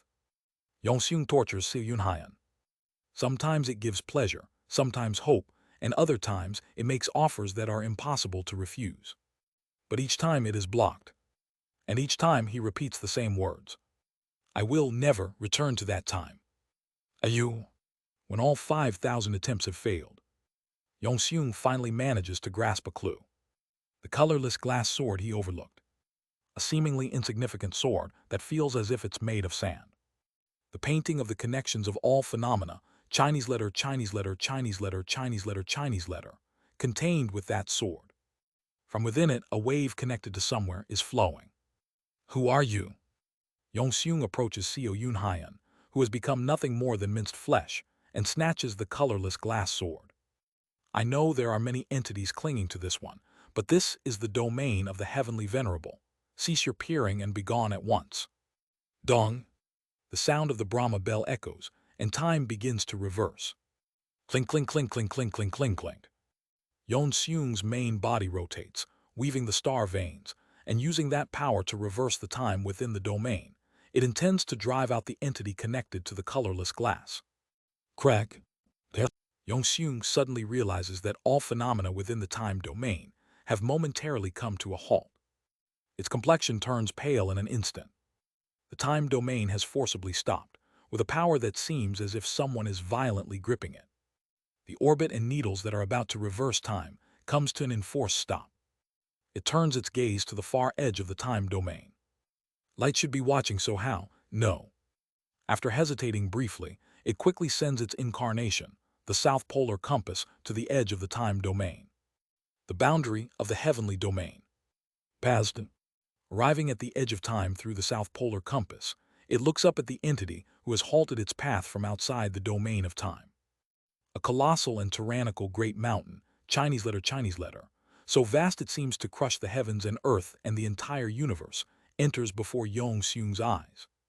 Yongxun transforms its incarnation into a human form and bows its head as respectfully as possible.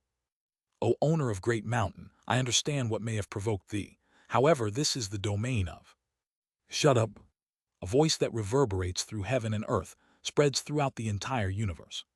Splitting Emperor. The next moment, even to the area where Yongxun's main body resides, the time domain is torn apart and all things in heaven and earth are annihilated. Clink, clink, clink, clink, clink. The countless trajectories and orbits, needles and symbols surrounding Yongxun's main body, the South Polar ritual treasure, moves. The countless calendar signs float around Yongxun, and the star's veins resonate with the entire unit. Flash. And with a single gesture from the being atop Great Mountain, half of Yongxun's body is torn away. When my lord returns, you will not be forgiven. Despite having half of its body torn away, Yongxun speaks emotionlessly to the Great Mountain that seems to crush the universe. And a response echoes from the direction of Great Mountain. Edehedahata. Kagigegeg. Uedahata. It's not the voice of the mountain god. It's the scornful laughter emanating from the countless corpses and skulls, the faces of the dead, scattered all over Great Mountain. The countless skulls, corpses, and the dead collectively speak in unison, conveying the god of mountains' meaning with mockery. If you don't want to be stuck like heavenly punishment's immortal treasure and rot there for all eternity, they say to shut up. They say to shut up. They say to shut up. Uehedahata. Kagigegeg. Kuehedahata. Edehedahata. Far beyond the comparison to the wails from the deepest depths of hell, the spine-chilling clamor of the dead. Yongxun watches the being as it quietly maneuvers the orbits encircling its body. Do you truly intend to wage war against time for all eternity? In the next moment, the remaining half of Yongxun's body is torn away again. As if to say they have no intention of exchanging words with a being of a lower rank. As if to say, just shut up and step aside. The tyrannical devil god arrogantly looks down at Yongxun. Yongxun, in its incarnation, briefly looks up at the devil god. Beside that devil god, a small salt mountain is emitting a faint light. With just that, do you really believe you can evade the light? O arrogant god, you shall face regret. And with Yongxun's words, the entire great mountain begins to overflow with crimson lava. No, that isn't lava. It's red blood as hot as lava. Dong. The Brahma bell rings once more, and the domain of time trembles violently. The entire greater realm trembles from their clash. Dong. I don't know how many times it's been. Inside a pit of ashen dust in an unknown place, I ponder that the sound of the Brahma bell ringing in my ears is something I've heard many times before. What is it? A strange sense of incongruity sweeps over my entire body. It feels as if something has been repeated several times. Perhaps Yonwei felt this way when looking at me. Did many of those who were shocked upon seeing me feel like this? What's certain is, something is happening. For some reason, the voice of the heavenly venerable of time, who was conversing with me just a moment ago, can no longer be heard. I tightly grip the colorless glass sword and closes my eyes. Can I really go back? I should be able to. That is the god of time, the master of years, and the god of calendar as well. If it's such a being, surely they can send me back. But I feel an emptiness in a part of my chest. O owner of time, please grant me the answer. Can you truly send me back to that time? I ask, feeling another emotion boiling up within me to cover that emptiness. And there's no response. Just a moment ago, the heavenly venerable of time, who was crumbling to ashes and speaking as if he can turn back my time at any moment, has suddenly gone silent. I gently touch my chest. The contract to reveal my fate is far too suspicious.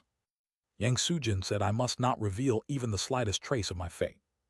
And considering Yang Sujin words, who said there is only one being among the governing immortals that can be trusted, the heavenly venerable of time's proposal is terrifying. But I cannot refuse this offer. That is the human named Seo Yunhyan. Even if I were to someday realize my fate and reveal it to the heavenly venerable of time, leading to a miserable death like Yang Sujin. If only I could meet my comrades from that time today, I would not hesitate to reveal my fate. I want to meet them. Hong Fan Buk Hwa, Kim Yon, Kim Young Hoon, Ran, Jian Myohun, and others. I think of my friends one by one as they come to mind. For 190,000 years, I've been running around just to remember them, so how can I not want to see them again? If I can only see them once more. I clench my chest as I think of them. O owner of time, please answer. If it is truly certain that I can return, there's no need for hesitation. That's what I believe. But still, there's no reply from the sky clouded with dust. I wait for a moment. I wait for a shichen.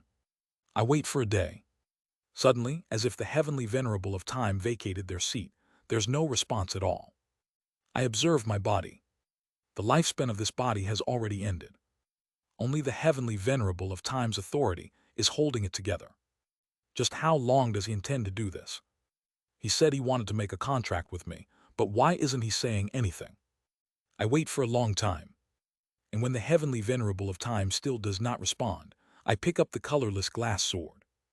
If the heavenly venerable of time is going to abandon me, I thought I might as well refine the colorless glass sword during that time. Zhuang. As the colorless glass sword is refined within my Dan fire, the cracks that split it begin to mend. Payet. As the condition of the colorless glass sword recovers, it once again returns into my body, within the small world. In that state, I begin refining the colorless glass sword once more. From now on, I will never lose it again. A Dharma treasure of the integration stage fully assimilates with the center of the domain. Woven. As the colorless glass sword is refined within the Dan fire, it flows towards the center of the star. Finally, when it reaches the center of the star, I feel the chi of the colorless glass sword and my soul becoming one through the energy of the star. A Dharma treasure that is assimilated with the center of a domain at the integration stage is called a refining void Dharma treasure. Chinese letter, Chinese letter, Chinese letter, Chinese letter. Why is it called a Dharma treasure that refines the void Chinese letter? Just like the phrase, 10,000 streams return to the origin. As one rises through the stages of cultivation, the boundaries between paths gradually start to blur. From the moment a Dharma treasure assimilates with the center of a domain, it becomes a conduit connected to the heart essence of the integration stage grand cultivator. From the integration stage onward, even the power of the heart tribe can be imitated, albeit faintly. Refining the void Chinese letter of the empty heart Chinese letter is called refining void Chinese letter. Combining heaven and earth is called integrated Tao Chinese letter. Because heaven, earth, and heart becomes one, it is called refining void integrated Tao Chinese letter. That is the source of power wielded by cultivators of the integration stage. Of course, generally speaking, refining void Dharma treasures are incredibly difficult to refine. Even average integration stage grand cultivators have to devote at least 10,000 years of single-minded focus just to assimilate the Dharma treasure with their soul and spirit to obtain a refining void Dharma treasure. However, in my case, the path to my heart essence is already opened, and I am merely adding the colorless glass sword to that path naturally, so there's no need to waste that much time. When I connect my heart essence to the colorless glass sword, it so very naturally becomes a refining void Dharma treasure. With this, the colorless glass sword, the canvas of myriad forms and connections, will no longer be separated from me. I half open my eyes and unfold the canvas of myriad forms and connections through the colorless glass sword, which is now assimilated with my heart essence domain. If the heavenly venerable of time will not meet with me, I will at least spend this time reminiscing about my comrades. Yes, that surely must be the case. Dong. For some reason, a similar sound is heard from inside the canvas of myriad forms and connections. What is this? I take a step forward from the starting point of the canvas of myriad forms and connections. As always, the starting point is the illusion of my parents.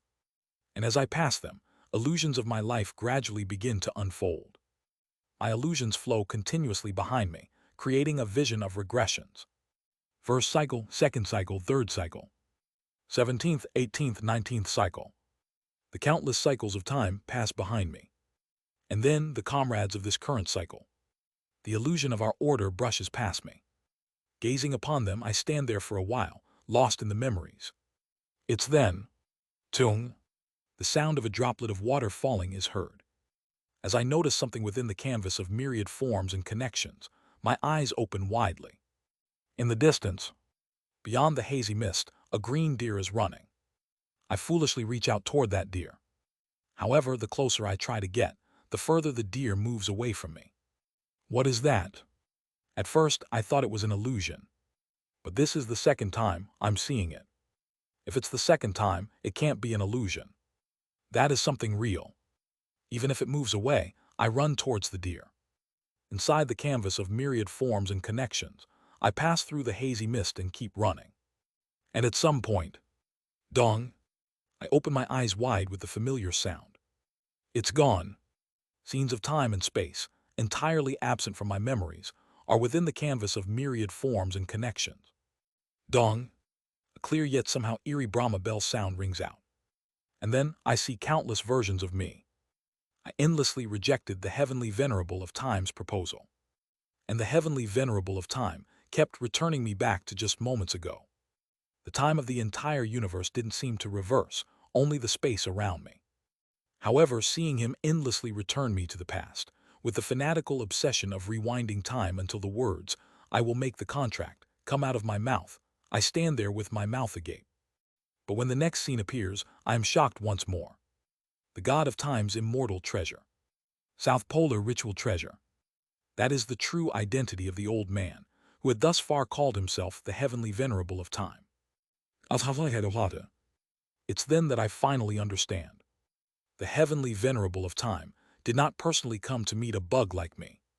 All of the unbelievable feats so far have been done solely by the god of time's subordinate and immortal treasure, the South Polar ritual treasure, by the being called Yong Seung. Seeing nearly 5,000 small-scale regressions, I let out a hollow laugh.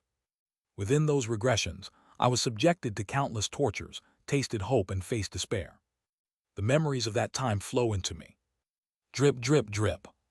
I feel something flowing from my eyes. What can this be? It's red. They are tears of blood. The countless times I was deceived by Yong Seung, the grief and pain of those countless small-scale regressions are bursting out all at once. I look up at the sky and laugh, drained of energy. Behold, this is the difference between a governing immortal and me. With just the power of a great being's immortal treasure, I had to watch my comrades being torn apart, and had to endure torture through countless small-scale regressions. How long must this continue? How long? Just how much longer? I'm so sick and tired of this. I stand up. In front of me, I see a woman gently stroking a jade-colored norigi. I smile at her. She helped me. But it certainly wasn't just her. Through her, someone beyond helped me. I understand clearly. Connected to the jade-colored norigi, connected to the colorless glass sword, someone from somewhere helped me. Who are you? With a solemn expression, I ask beyond the hazy mist. No answer comes. But instinctively I know. What I sense beyond is the power of a being that bears an astonishing resemblance to the owner of Great Mountain, yet possesses the exact opposite temperament. For some reason, I feel as if the entity beyond is faintly smiling.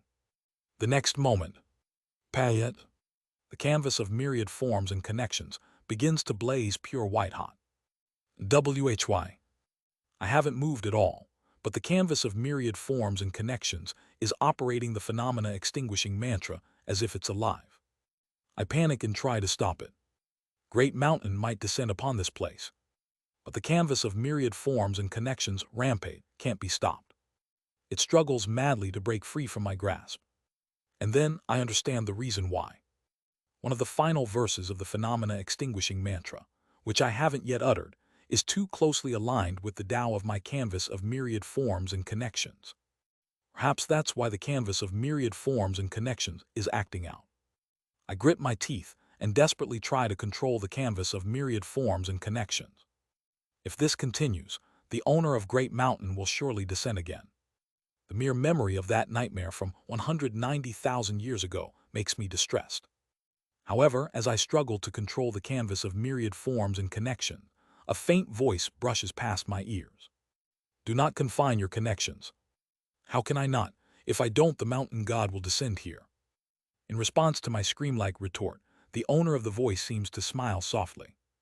Even if they come, They won't be able to hinder you right now, no. A tone that is both clear and hard to understand. For some reason, their words make my chest beat. What do you mean by that?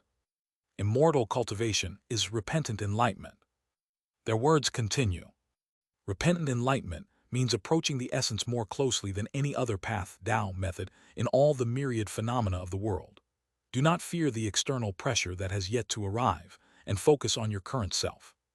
For some reason, with every single one of their words, it feels as if the tangled threads in my mind are unraveling. The mountain of repentant enlightenment opens only to those who look back at themselves. But even as the threads unravel, I don't seem to gain anything concrete. Just what in the world does that mean in this situation? However, for some reason, I naturally close my eyes and begin to reflect on myself, following the absurd voice's words. I close my eyes in reality, shut my consciousness within my domain, close my perception within my heart essence, and shut my knowledge regarding the connection of all phenomena itself within the canvas of myriad forms and connections.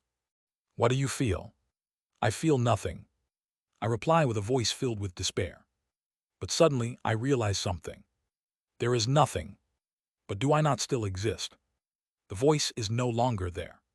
But that is okay. Even without the voice, somehow, I feel like I know the next step. Not everything has disappeared. The existence called I still remains. In that case, where did I come from? The answer is obvious. I open my eyes. The canvas of myriad forms and connections is no longer visible before my eyes. Of course it isn't, because I am formed by the canvas of myriad forms and connections. Being formed by countless grace, the one that managed to come this far is I. Even if I don't perceive it, I am already within the grace. No, there's no need to perceive it, because it's already within me. Therefore, there's no need to obsess, because it's already within me. I open my mouth. The last two verses of the phenomena extinguishing mantra that I was unable to utter before are now surging wildly within my chest, as if begging to be set free immediately. I take the colorless glass sword, which I refined into a refining void dharma treasure, into my hand. Then I begin a sword dance. This sword dance contains my history. Only now do I understand why the 31st move of severing mountain swordsmanship went out of control. Many people say the same thing. They say that immortal cultivation is unfeeling. They say that to reach a higher realm, one must sever connections. But they are wrong. The approach itself is flawed from the beginning. There's no need to abandon. There's no need to sever. Severing mountain swordsmanship, 31st move. Just as the heart is like the heavens, never disappearing. Accumulating dust forms a mountain, Chinese letter, Chinese letter, Chinese letter, Chinese letter. So too do the connections remain within me, whether I perceive them or not. There is no need to obsess. Obsessing is for things one does not possess. Since they are already within me, why obsess? Dong. The sound of the Brahma bell rings out. Somewhere I can feel the gaze of the owner of Great Mountain. But without yielding to their rank, I unleash the first move of severing mountain swordsmanship. The final verse of the phenomena extinguishing mantra, which I was unable to voice, finally bursts forth. Like combining all intents, Chinese letter turns them colorless. Payet. The faint mist emanating from the colorless glass sword draws the three great ultimates. As the three great ultimates merge, they become a brilliant white light, transforming into a single slash that cleaves the sky. Embrace all connections and become impermanence, Chinese letter, Chinese letter. Dong. The sound of the Brahma bell echoes, and the furious roar of someone enraged fills the universe. Time begins to reverse, as if trying to undo the actions I have just taken. But my heart remains unmoved in the face of any external pressure, and I repentantly enlighten myself upon all the grace that have shaped me. Payet. The reason my sword move exploded before, because my obsession was obstructing the sword way of my clear heart. Now nothing stands in the way. So the only thing left is to fully unleash this enlightenment. The sky-splitting single strike severs a portion of time itself, allowing me to finally escape the grasp of Yong Seung from within the space of dust clouds. Finally, I realize everyone is already within me, for I am formed by them. Thus, there is nothing to obsess about. What I must do now is not obsess but resolve. As I emerge from the dust-filled sky, what I see is the main body of Yong-seung and the projection of the owner of Great Mountain. Looking at the will of these great beings that can overturn heaven and earth, I resolve. No, it would be more accurate to say that I finally accept a truth I have already known. I won't be able to return home, will I? I know. My goal is to sever the regression. To achieve that, I plan to investigate the Ascension Gate. But ever since I encountered the remnant of Yang Sujin, I subconsciously realized it. That perhaps, even if I investigate the Ascension Gate, returning to my homeland will be impossible. Even Yang Sujin, who reached the pinnacle of true immortality, failed to do it, so how can I possibly do so? But this is a truth I feared to face, so I turned a blind eye to it until now. However, now that I know the truth is also within me, and that there's no need to fear external pressure, I finally accept it. I cannot return home. Accept it. Instead, let me correct my goal. If that's the case, let me correct the goal of returning home and severing the cycle of regression. The method to break the regression is uncertain. Even the possibility of returning home is slim. So what should I do? It's simple. To not regress again, ascend to the pinnacle of this world. Become stronger. As the Mad Lord said, the only thing that can overcome the attraction of fate is a power that overcomes it. Grow stronger and stronger, until eventually no one can toy with me. Until no one can force me to regress. Yes. Let's become an existence of eternal life, Chinese letter. Dong. The sound of the Brahma bell tries to hold me in this moment, and the barrier of yin-yang and 5 elements encircles me, but I simply close my eyes and smile. Embrace all connections and become impermanence. I have already found the answer I was seeking. The essence of repentant enlightenment is already within me. No matter the pain imposed by external pressure, I will not waver. Even if I am captured and tortured for 10 billion years, the confidence that I will not waver grows in my heart. No, it must have been there all along. Just then, dong, as the sound of the Brahma bell rings, time comes to a halt. When I look around, what I see is a halted chaotic sky. The essence of Yong-seung and the essence of Great Mountain cannot be recognized. It's as if in this frozen world, those of a lower rank cannot perceive. Hence, I can't see anything. But I can feel it. Even though the world has stopped, I can tell that my own time is flowing properly. Time is passing. The lifespan of my body is coming to an end. Finally, after hundreds of thousands of years, I am finally closing my eyes. However, I force my closing eyes open and respectfully bow to the being that has appeared before me. I greet the Great One. He looks at me for a moment. Then he smiles subtly. Did you inherit their mantle? I don't reply and just smile faintly. Seeing my smile, he lets out a hearty laugh. Excellent. I apologize on behalf of my subordinate's rudeness. The being, dressed in a dignified dragon robe adorned with the Taiji symbol, bows courteously to me. Then, as he looks at me, he mutters, "If that is truly your will, then we too must prepare ourselves. To truly achieve liberation, I too must strengthen my resolve." Mumbling incomprehensible words, he reaches out his hand towards me. Perhaps triggered by his authority, light bursts forth from my body, and thousands, millions of pure white particles radiate out. Then, from within the canvas of myriad forms and connections inside me, a vision of someone, with a benevolent smile seeming to push their hand outward, surrounds my body. The being who stopped time laughs as he sees this. As a gesture of apology, I will give you a gift. Thank you, but I have already obtained more than enough. This is also my resolve. For some reason, his expression seems resolute. To truly reach liberation, one has no choice but to gamble. Kagagugu. The Taiji symbol, drawn on the center of his robe, begins to ripple. In the next moment, that existence transforms into a strange yet sacred being, with countless starlight trajectories overlapping within the Taiji symbol. The size is such that Yong-seung, who encompassed the galaxy as part of its body, is only the size of his palm. Ding! The sound of the Brahma bell rings out once more. This time, it isn't the unpleasant bell sound that Yong-seung previously rang. It's an incredibly clear and pure sound, one that also seems to cleanse the heart. In the distant future, I will wait for you all in the domain of void. Simultaneously with his words, I realize that my lifespan has come to an end. My consciousness is fading. With the last of my strength, I open my mouth. Thank you for your overwhelming kindness. However, I fail to utter his regnal name until the very last moment. Whether it's due to a lack of time, or if this too is fate, I can't tell. In the end, his regnal name only lingers within my mouth. O heavenly venerable of time. Ding! The final sound of the Brahma bell rings. Time begins to flow again in the world that has been frozen.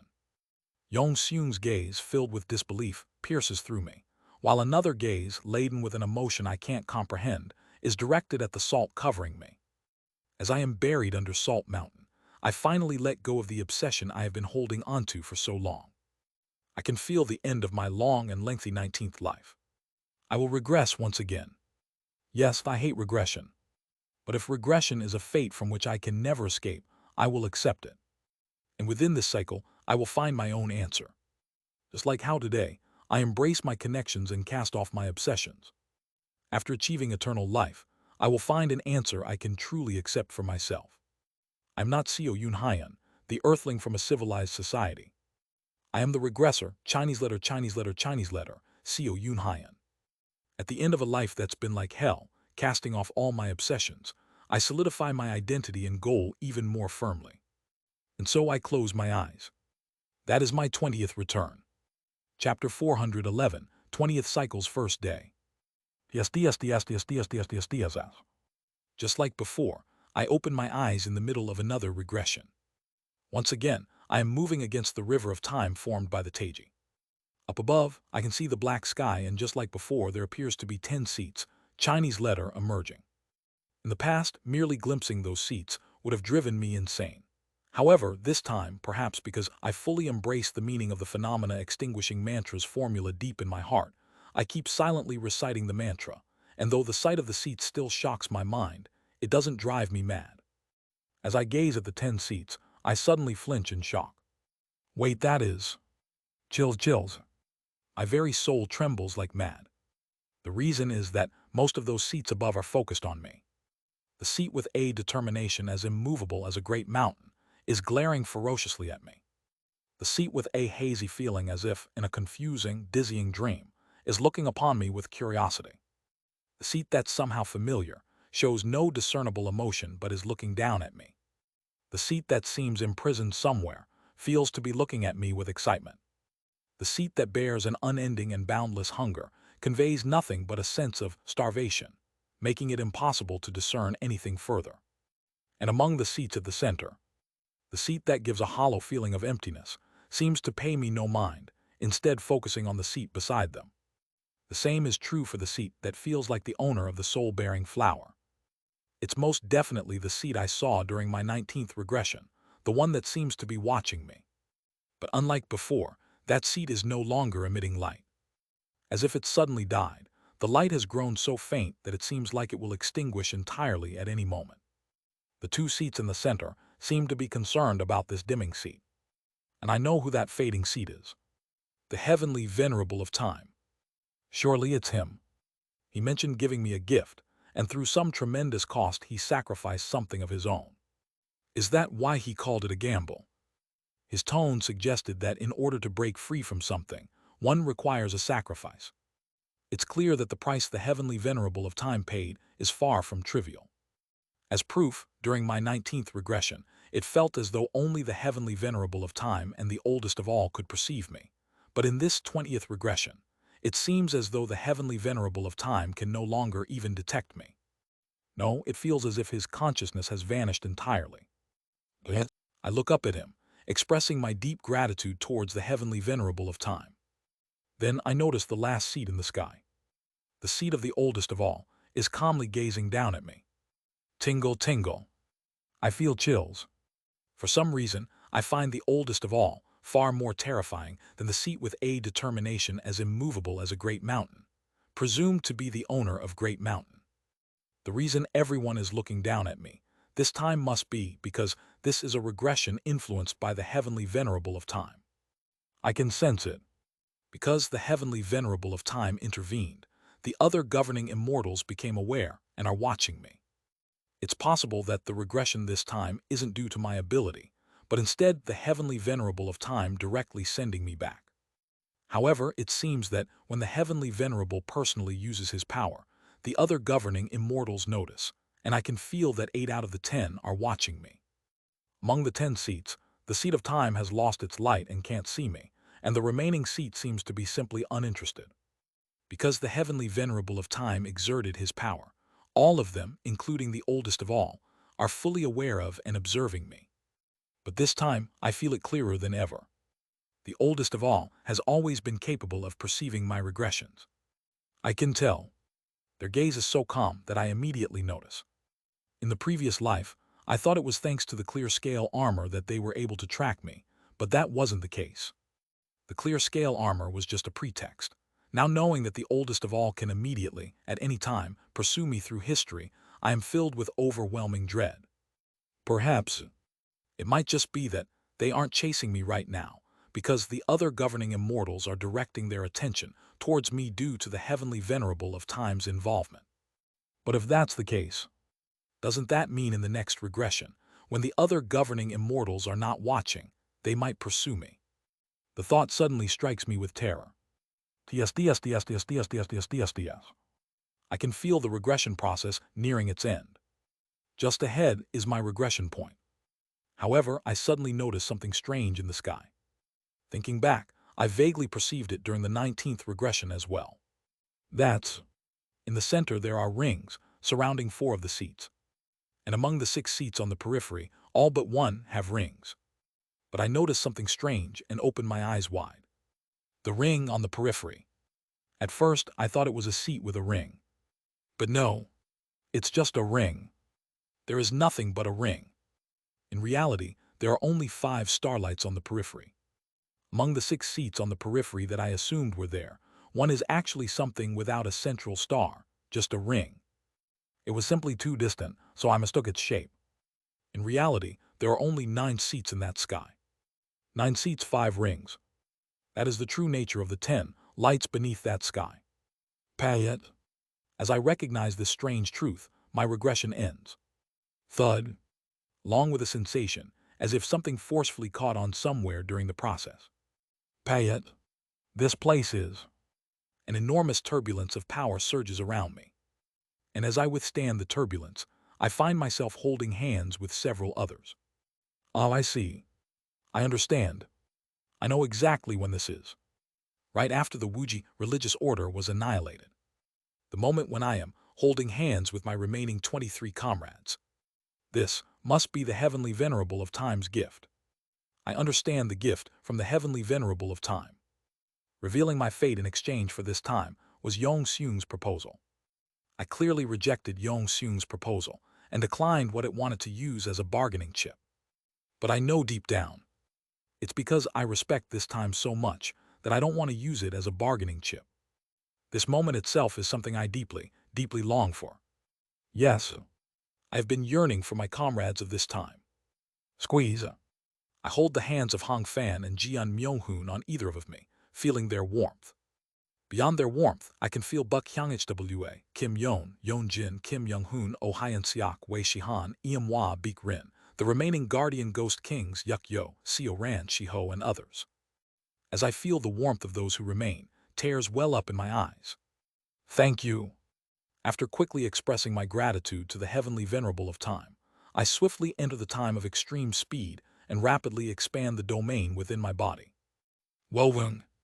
Due to my domain already being synchronized with my soul Chinese letter, through the refining void Dharma treasure, it returned with me from 190,000 years in the future. However, maybe there was a problem as my grand perfection integration stage cultivation is now only at the early integration stage. But there's no problem in unfolding my domain. I pull Hong Fan and Jian Myung-hoon into my domain and quickly bring my comrades into my body. Kwajik, the 7th guardian ghost king I failed to retrieve in time, is being crushed. Bajujujuduk. Gritting my teeth, I look up at the sky. Their great mountain is still standing as always. And then, flash, the sky. From the sky, Reveridan Deven Moraveredit noble beings descend. Kug. I immediately lower my head. Pay it. Brilliant light wraps around the mountain of darkness. As expected, even the governing immortals have detected the regression. It seems the supreme deity of light has also recognized this reversal of time and came down to capture the owner of Great Mountain. Cold sweat trickles down as I keep my head down. Surprisingly, the owner of Great Mountain doesn't resist much. They just calmly look down at me from above. Beware of the light. Many beings have warned me of this fact. Perhaps it's the light, even more so than Great Mountain, that I need to be cautious of. I keep my head lowered, waiting for Great Mountain to be completely captured by the light. That's when it happens. Jying. I suddenly realize that I have entered my heart essence world at some point. This is a clear Tao Mountain sword way. That is my heart essence. And I suddenly become aware that there is someone behind me. Someone has invaded my heart essence and even forcibly dragged my consciousness into it. However, I dare not recklessly look behind. It feels as though my neck is being strangled. No, it's more accurate to say it feels like a knife is in my mouth or a gun is pressed against my temple. I have a strong premonition that if I make any reckless move, I will be disassembled along with my soul and die. I hear the voice of someone. A strange, distorted voice, impossible to tell if it's a male or female, human or not. You are not worthy of having that. A voice with a subtle hint of anger. I will leave for today. I hear the sound of whispering in my ears. Come up, let's see who's more worthy above. Then their presence disappears. I hurriedly turn around, but there is no one in my heart essence world. No one except me. I break out in a cold sweat. I have a sense of who it is. It's the owner of Great Mountain. They had brazenly entered my heart essence world. Even Cohreal couldn't enter it recklessly, yet the mountain god instantly entered my heart essence, trapped even me, the owner of the heart essence, within it, and disappeared after leaving a message. It's a chilling display of authority. But instead of trembling before their power, I grind my teeth. Because I know what they have done. Wowoon. I exit my heart essence world, shedding tears of blood. In the integrated Tao domain I unfolded, a hole has been pierced. Tsutsutsu. Before my eyes, the great mountain of darkness seems to gradually turn transparent before vanishing somewhere along with ropes of light. But I can no longer hold back and shout out. Great Mountain! Among my remaining 23 comrades, one was captured and killed by the god of the mountain because I couldn't put them into the integrated Tao domain in time. However, even among the comrades I quickly brought into the domain, aside from Wei Shihan, Iamwa, and Beek Rin, all other 9 guardian ghost kings were crushed to death. Even until the very last moment, they killed my comrades before leaving. The projection of Great Mountain disappears along with the 8 lights, but I can feel their gaze still stuck on me. It seems they have done something when they entered my heart essence. Grinding my teeth, I hold my remaining comrades even more dearly. Just a few seconds ago, I wondered what would have happened if the heavenly venerable of time returned me to before the Wuji religious order was annihilated. But upon reflection, I realize it wouldn't have made any difference. The mountain god would have relentlessly destroyed everything of mine, even while being captured by the light. Kagagugugu. To make matters worse, the attraction force of misfortune that has been following me since the ancient force realm has grown even stronger. It must be something added by the mountain god. Grinding my teeth and shedding tears of blood, I make a vow. Just as Jian Myohun swore revenge against the god of heavenly punishment, I swear revenge against the mountain god. The world has not yet perished, but my emotions are boiling even more fiercely. As I am drawn towards the attraction force of misfortune, on the first day of my return, I burn with a desire for vengeance against the owner of Great Mountain. Chapter 412, Sor. Kagagugugu. The attraction force grows stronger. It's the attraction force of misfortune. The power of misfortune, touched by the mountain god, slowly pulls us down as if trying to drag us into a quagmire. Kagagugugu. After just escaping the ancient force realm and entering the interdimensional void, I can feel terrifying vestiges gathering ahead of us. This is insane. The entire interdimensional void is filled with vestiges at the 4-axis stage. Not a single heavenly being vestige is in sight. Even vestiges at the integration stage are swarming by the thousands. But that isn't the real problem. Kung, far in the distance, sensing the presence of three beings from afar, I begin to sweat coldly. Truly overwhelming auras. While the powers held by the mountain god, the god of light, the heavenly venerable of time, or Yong Seung are terrifying because of their sheer magnitude that I can't even comprehend. The presences emerging from afar are even more overwhelming precisely because their magnitude is comprehensible. I can never defeat those beings. Kung, the presence of three entities. They are, in fact, three vestiges at the esteemed one level. Kung, though they haven't even revealed themselves, their mere presence is terrifying. The vestiges in the interdimensional void are the corpses or husks of true persons. Their vulnerability to heavenly tribulation is precisely because of this.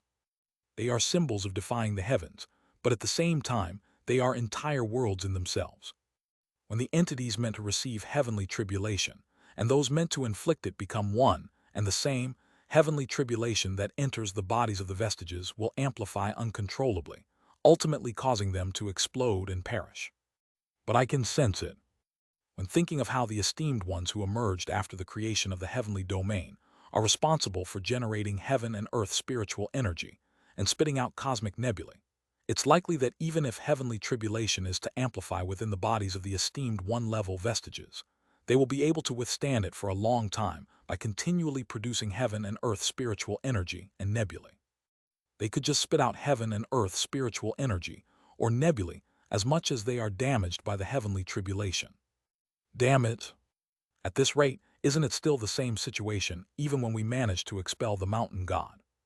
While I'm confident that I can break through and escape the thousands of integration-level vestiges, I know I can't handle those. Not against them. As I stand with a stunned expression, feeling the presence of the esteemed one-level vestiges. Quajik. A hole is torn open in my integrated Tao domain, and from inside, a giant body of lightning and thunder bursts forth. Jian Myohun emerges from within. Jian Myohun. His eyes are gloomy. Not as much as mine, but his face clearly shows considerable pain. But despite groaning in agony, he opens his mouth. I've come this far always believing in you. Ever since that day, no matter how many times, no matter what you said, no matter how suspicious it seemed. Lie? And I still trust you. Red light flows from his eyes. So this time too, lead us. The red light becomes red lightning, pulsing under Jian Myohun's face as if dripping down. It looks as if crimson tears of lightning are streaming down. No matter how many times we've failed, haven't you always led us in the end? He stands before me. As his integrated Tao domain unfolds, Kim Young-hoon, Oh Hyeon-seok, Kim Yeon, Buk Hyung-hwa, all those who can fight immediately emerge. Find the answer right now. With those words, my comrades turn their backs to me and begin to protect me, as if to buy me time to think. Watching them, I clench my fists. He's right. I have to come up with an answer. Whether it's returning to the ancient force realm, descending to the lower realms, or doing whatever it takes, I have to find the answer. Saying there's no answer is just an excuse. I have to do whatever it takes. Wu-vung. And as I rack my brain with a desperate will, something begins to enter the views of my eyes. It's a star vein. Currently, there are a total of 3 threads of star veins in the interdimensional void around us. They are star veins emanating from the star-shattering level vestiges. The esteemed one-level vestiges are connected by these star veins. But isn't that strange? 3 beings at the star-shattering stage. Yet there are also 3 threads connecting them. It's not like the star veins of the 3 star-shattering creatures are forming a triangle. Like constellations, the star veins of the vestiges are connected to somewhere. First vestige to second vestige to third vestige. In that manner. And the third vestige is connected by a star vein to somewhere. For a star vein to be connected means that there is a star at the other end. Seeing that the esteemed ones are connected by star veins, it seems that the esteemed ones are treated as stars. In other words, there might be one more star-shattering vestige here, or perhaps even a vestige of a higher level. However, after scrutinizing the end of that star vein for a while, I realized the identity of the final star vein connected to the esteemed ones. I see. Crunch. I let out a hollow laugh. It's such an obvious thing when I think about it. I should have realized it from the moment I was bestowed misfortune. I want to sit down right here and now and cry out of sheer frustration and disbelief. But I can't afford to do that. I need to calm my mind and body, and though I should spend a long time preparing before taking on this challenge, there's no time. I have to go up now right now and cut it down. Failure means annihilation. I speak to my comrades. Immediately right now, we're going to the esteemed one-level vestige down below. What? Jian Myohoon looks at me as if I lost my mind. But after meeting my gaze, he seems to ponder for a moment before nodding his head. Understood, but that can't possibly be the end of it, right? Right, I'll explain the detailed plan. I quickly send a heart message to my comrades, explaining my plan. After moving to the very lowest esteemed one, following my lead, we'll use the star veins. You can think of them as attraction force. We'll use the attraction force between the esteemed ones to gradually move upward to the next esteemed one right above. Then, from the very last esteemed one, we'll have to leap even higher beyond. There's no time to fully explain the exact details of the plan, nor do they yet understand our ultimate objective. But my comrades nod in agreement, their eyes shining with determination. Escaping between the esteemed ones, it might be possible, even if just for a moment, but the problem is that we likely only have enough power to do it once. Don't worry about that. Jian Myohoon's eyes glint as he extends 6 arms toward Kim Young-hoon. In an instant, Kim Young-hoon is surrounded by 6 massive hands, but as Jian Myohoon's red lightning flows into him, something begins to change. Quajijijik. The red lightning heavenly tribulation transforms into golden divine heavenly lightning. I don't know the reason, but my red lightning heavenly tribulation method reacts and changes when I use it on you. I confirmed this back in the head realm as well. Indeed, this golden lightning is perfectly suited for my use. Kim Young-soon seems amazed as he feels the golden lightning for a moment, then begins to compress it within his saber. If the two of us combine our strengths, moving between the esteemed ones won't be an issue, but the problem is reaching them. We can't afford to waste any power until then. In response to Jian Myohoon's words, Buck Hyung-hwa shouts and sends a voice transmission inside my domain. A moment later, Kagagugu. Seo Ran, who had been hiding inside my integrated Dao domain, emerges with the Nether crossing ship. There's so much I want to ask, but this is urgent, so I'll follow for now. Seo Ran speaks hurriedly, quickly transferring command of the Nether crossing ship to Buck Hyung-hwa. Buck Hyung-hwa speaks to Oh Hyun-seok and Kim Yeon. I'll need the two of you to assist me. Soul Extinguishing Ghost King, please replenish power in the Nether crossing ship's power space with Sir Seo Ran's help. When I make the Nether crossing ship go berserk, mysterious bizarre Ghost King will need to control it. With the Nether crossing ship's strength, we will surely make it to the front of the esteemed one. We quickly exchange opinions and set off. Kagagugu. Oh Hyun-seok becomes the power source for the Nether crossing ship, activating it, while Seo Ran, using the owner's authority, unlocks the ship's functions. Through this authority, Buck Hyung-hwa pushes the Nether crossing ship into a berserk state, while Shiho protects Seo Ran and Buck Hyung-hwa on the deck. Meanwhile, Kim Yeon's consciousness threads seep into every part of the Nether crossing ship. The Nether crossing ship, which has risen to the 4-axis stage through going berserk, begins to rise even further in level as it comes under Kim Yeon's control. Originally, the Nether crossing ship isn't exactly a combat Dharma treasure. Back during the Black Ghost Valley era, I heard from a Ghost King that the true purpose of the Nether crossing ship is the collection and storage of souls, and their transmission to the Netherworld. The Nether crossing ship can use its transmission function to temporarily shift the ship itself to the outskirts of the interdimensional void or the Netherworld, and then perform spatial movement. Kagagugu. As ghostly energy seems to engulf the surroundings of the Nether crossing ship, we instantly enter a very shallow area of the outskirts of the Netherworld. A place close to reality. Is it because it's such a shallow area? The surroundings only became slightly hazy, with the vestiges remaining around as they were. But I know all too well. Why are ghosts such terrifying beings? Because they are unfair existences whose attacks can reach you, but your attacks pass right through them. Huwung. The 4-axis vestiges launch attacks at us, but in our semi-transparent state, we evade all of them. Kim Young-hoon, Jeon Myung-hoon, and I conserve our strength for the right moment, while Kim Yeon pilots the nether crossing ship quickly towards the esteemed ones. Kagagugu. Grand cultivator-level vestiges come flying at us.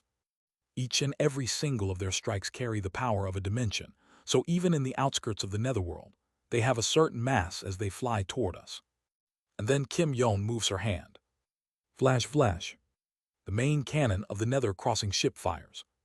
The main cannon of the nether crossing ship, amplified significantly by the ghostly energy of the couple Wei Shihan and Iamwa, fly forth, piercing through the vestiges. Our attacks land with amplified force, while theirs barely affect us. Wowung. We're going. Kim Yeon aggressively steers the nether crossing ship, rapidly charging toward the esteemed one-level vestige. Wowung. In the distance, the esteemed one-level vestige can be seen. I know instinctively. Regardless of whether we are in the outskirts of the netherworld, it would be of no use against an esteemed one-level vestige. But that doesn't matter. We have already arrived. Payet. I expand my domain, pulling Kim Young-hoon and Jeon Myung-hoon, and put the entire nether crossing ship within my domain. I then join forces with them. Red lightning heavenly tribulation. Quasi-jijijik. Red lightning cycles and touches Kim Young-hoon, transforming into golden lightning, with the words golden divine heavenly thunder appearing on his back. It's a situation similar to what happened in the head realm. The esteemed one raises a gigantic arm in front of us. Go! I shout and Kim Young-hoon raises his saber. The next moment, we see a golden bird formed from thunder and lightning. The golden bird carries me and instantly dodges the esteemed one's hand. I open my star vein eye and guide the golden bird towards the path of the esteemed one's star vein. Pajijijik. Through the star vein, the golden bird flies towards the next esteemed one. A vestige resembling a snake opens its mouth wide. The golden bird forms a trail of thunder and lightning, evading the snake-like vestige in the void. Once again, under my guidance, it flies towards the final esteemed one. Woo-wung. I heighten the perception of the star vein eye even further. The star vein is peculiar. The more I traverse the star vein, the closer I get to its essence, the more my consciousness ascends to a certain world. I have a rough idea of what it is. Just as cultivating the ghost path method gradually draws one's consciousness closer to the outskirts of the netherworld. The more I perceive the star vein and traverse its path, the closer my consciousness comes to the domain of the heavenly venerable of time. Next, I draw forth the power of my domain and shout in mental speech. Finally, Kim Young-hoon and Jeon Myung-hoon escape the grasp of the last esteemed one and follow the star vein connected to an unknown place. As the star vein and my consciousness assimilate, my consciousness and vision elevate to a world of a higher plane. I can see it. Far in the distance. A star connected to the esteemed ones. Kagagugu. That star is emitting an attraction force. The identity of that attraction is misfortune, Chinese letter. TSDSDSDSDSS. It's that. That is the identity of the misfortune that slowly started to manifest in the ancient force realm and tormented me. The unknown misfortune that is constantly chasing after me. Now that I think about it, when the Wuji religious order entered the ancient force realm, there was an enormous shockwave that spread and vibrated throughout the entire world. It's a ridiculous occurrence. The combined mass of the Wuji religious order, the Twilight Domain, Jeon Myung-hoon, and I amounted to at most 5 or 6 integration stage cultivators, so how could the entire middle realm shake just because of that? It makes no sense at all. The shockwave that swept across the entire ancient force realm wasn't caused by us. It was caused by that star that followed us into the ancient force realm. The reason I saw attraction force in the ancient force realm, which has no sky, is obvious. A star entered the ancient force realm. Those in the lower boundary use curse dolls when casting a curse. Beings in the greater boundary use stars when bestowing misfortune. In that case, who gifted me that star? Who granted me that misfortune? It's clear at first sight. The malice, Chinese letter, of 50-some beings emanating from the star. It's the malice of the quasi-immortals from the nether ghost realm who had peaked on the phenomena extinguishing mantra. On top of that, the malice of the owner of Great Mountain is added to it, creating a powerful mass of misfortune which has been bringing misfortune upon me from a higher plane. Surung, Kim Young-hoon and Jeon Myo-hoon became my foundation. They don't seem to understand what I am trying to do since they lack the star vein eye, but I can tell they trust me. That is enough. I compose my will. Then, squeezing out every last bit of my lifelong will and energy, I prepare the martial technique that partly severed the authority of Yong-seung. Severing mountain swordsmanship. The 31st move. Accumulating dust forms a mountain. Starting with a horizontal slash, a vertical cut, and a thrust, all the techniques of my heaven, earth, heart, and puppet converge into one. The canvas of myriad forms and connections, which contains my history, shines purely as a hazy mist settles on my sword. But I can tell. This won't be enough. I don't unleash accumulating dust forms a mountain. Instead, I hold it in my hand, focusing my soul. Kiyaving. More. Kiyaving. More. Payet. More. I compress it. I compress the all-heaven sword, formed by compressing the formless sword, crazily compressing it with the weight of my entire history. The all-heaven sword begins to thin. What lies before me is a star, but at the same time it's a concept. To cut through a concept, what I wield must also transform into a concept. Kiyaving. The all-heaven sword gradually begins to thin. I recall a memory from long ago. It's from when I was very young. The time I fought against a third-star chi refining cultivator in the royal palace and gained enlightenment on sword silk. Sword energy is assimilated into will Chinese letter. In doing so, energy is compressed like a thread in the same way intent is. I compress the all-heaven sword in my hand with my will Chinese letter. The pressure required is on a completely different level from compressing sword energy. Like the thread of intent, I transform and manifest my sword. Swordsmanship consists of 3 fundamental actions: slashing, thrusting, and blocking. Slashing forms a line, thrusting forms a point, and blocking forms a surface. And the most optimal form to perform these 3 actions is something else entirely. I close my eyes, then half open them. Something is in my hand. It's something extremely thin, but stronger than anything else in the world. It's a form that closely resembles the thread of intent that a martial artist first sees when they begin to enter the world of martial arts. This is no longer a sword. Its name is immortal. Cultivation is repentant enlightenment. I feel the gaze of the owner of Great Mountain watching me from above. But it doesn't matter. I have already found my purpose. External pressure doesn't scare me. On the contrary, I will sever their gaze right here and now. The line-turned all-heaven sword begins to blaze white. Like tiny grains of salt gathering to form a sea, build mountains through repentant enlightenment. I raise the all-heaven sword. In the world of star veins, the all-heaven sword shines brighter than anything else. Building a mountain of salt is perhaps the fastest way to reach the heavens. Learning this mantra, everyone was annihilated. I can still feel it. This mantra is the power that calls upon Great Mountain. Through the phenomena extinguishing mantra, I can feel the gaze of the owner of Great Mountain growing stronger, and an attraction force between us begins to form. If this continues, I will become nothing more than a puppet dancing and dying under the owner of Great Mountain for the rest of my life, just like Hun One. Each to one another holding hands with everyone at sea, drink salt and with the wind soar. The attraction force between Great Mountain and I grows stronger. If this continued, Great Mountain might descend once more. However, at this point, I twist the mantra. Like combining all intents turn them colorless. Kiyang. The proper sequence of the phenomena extinguishing mantra is twisted, causing the attraction force to skew greatly. The white hue of the all-heaven sword remains, but most of the tyrannical energy, Chinese letter, felt from the sword evaporates. I don't care. I never intended to rely on someone else's power anyway. What I have built up from the beginning is more than enough. Instead, I infer the mantra's formula and focus my intent even further. The white light seems to shine closer to colorlessness. Todd. I leap from the golden bird that is supporting me, raising the all-heaven sword even higher. Is it still lacking? I can't know for sure. Can I cut down a star? If I melted the star over decades with curses, perhaps it might be possible. But to cut it in a single strike, no matter how strong I am, is a daunting task. The distance is ambiguous. If only just a little closer, I can definitely cut it down.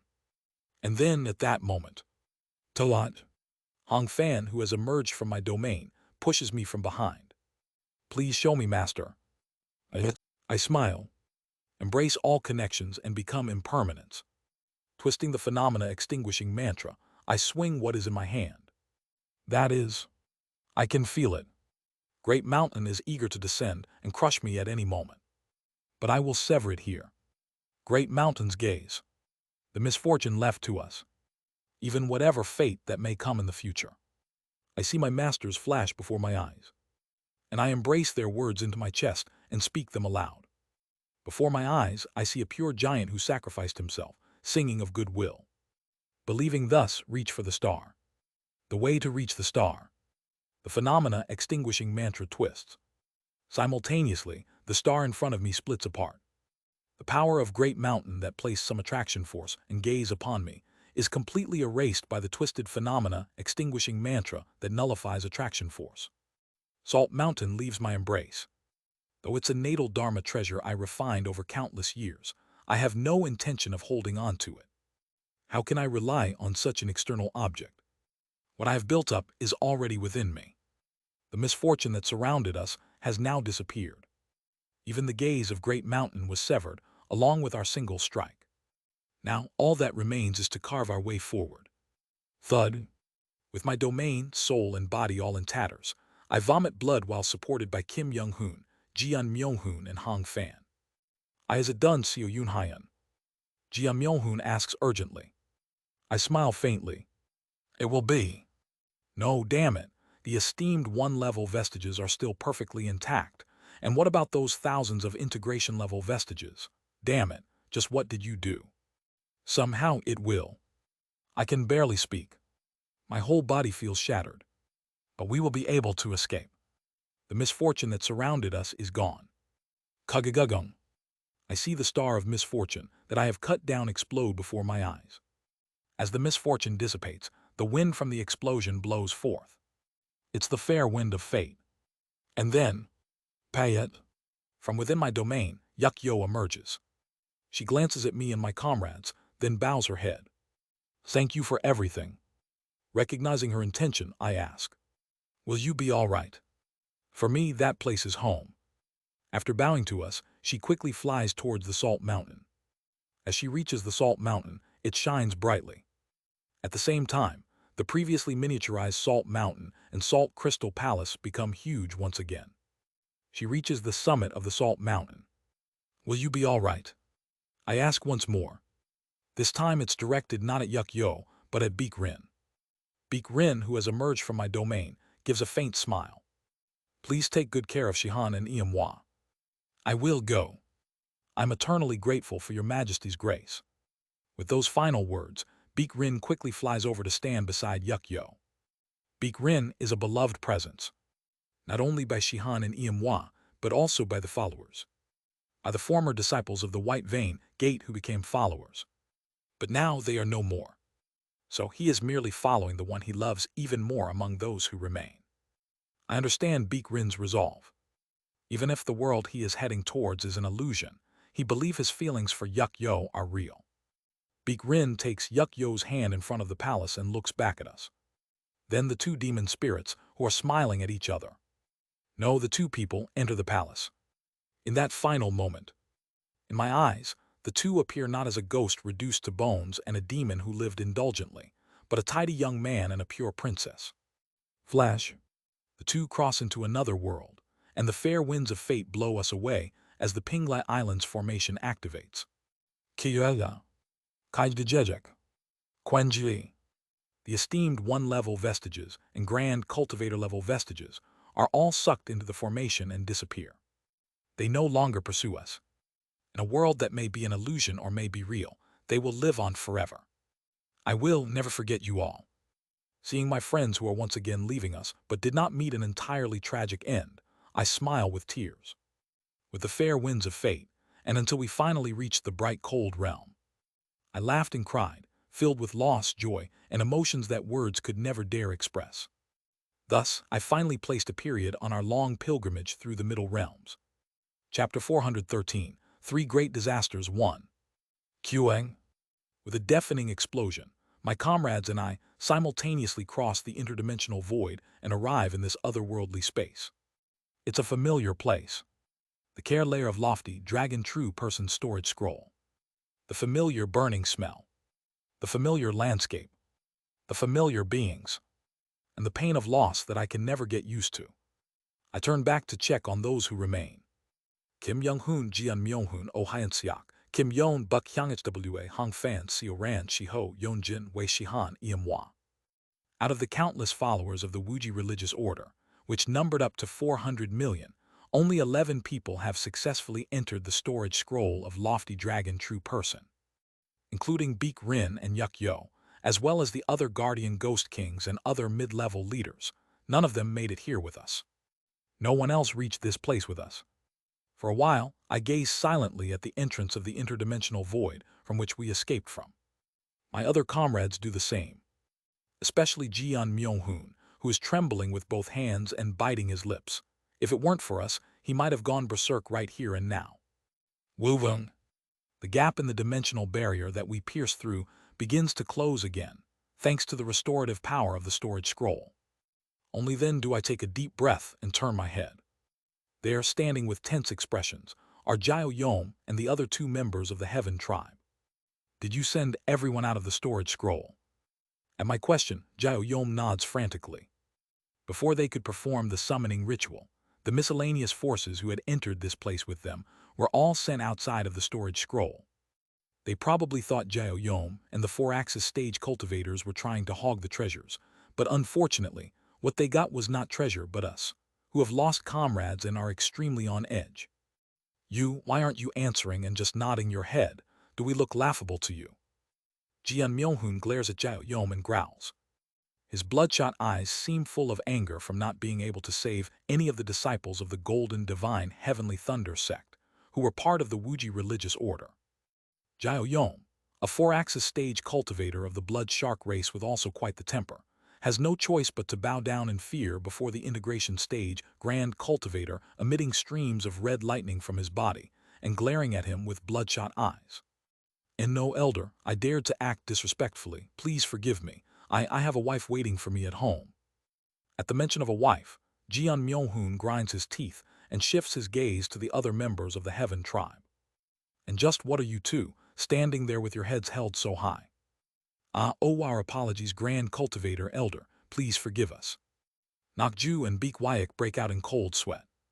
I reach out into the air, retrieving the purple soul filling the heavens that is tied to them. Wu-wung. By my attraction force, the heavenly lotus fruit hanging from the melia tree falls into my hand. After taking the heavenly lotus fruit, I walk to the side of the melia tree and look at a corpse. It's the corpse of Hyun Gwai. The body of Hyun Gwai, which has just begun to decay, looks quite gruesome. But that is all.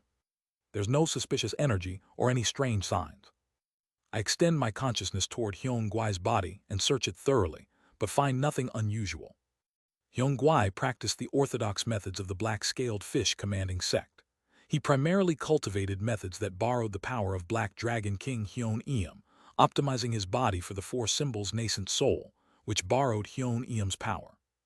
Even when I concentrate the precision of my consciousness to examine his body down to the cellular and genetic levels, I find nothing out of the ordinary.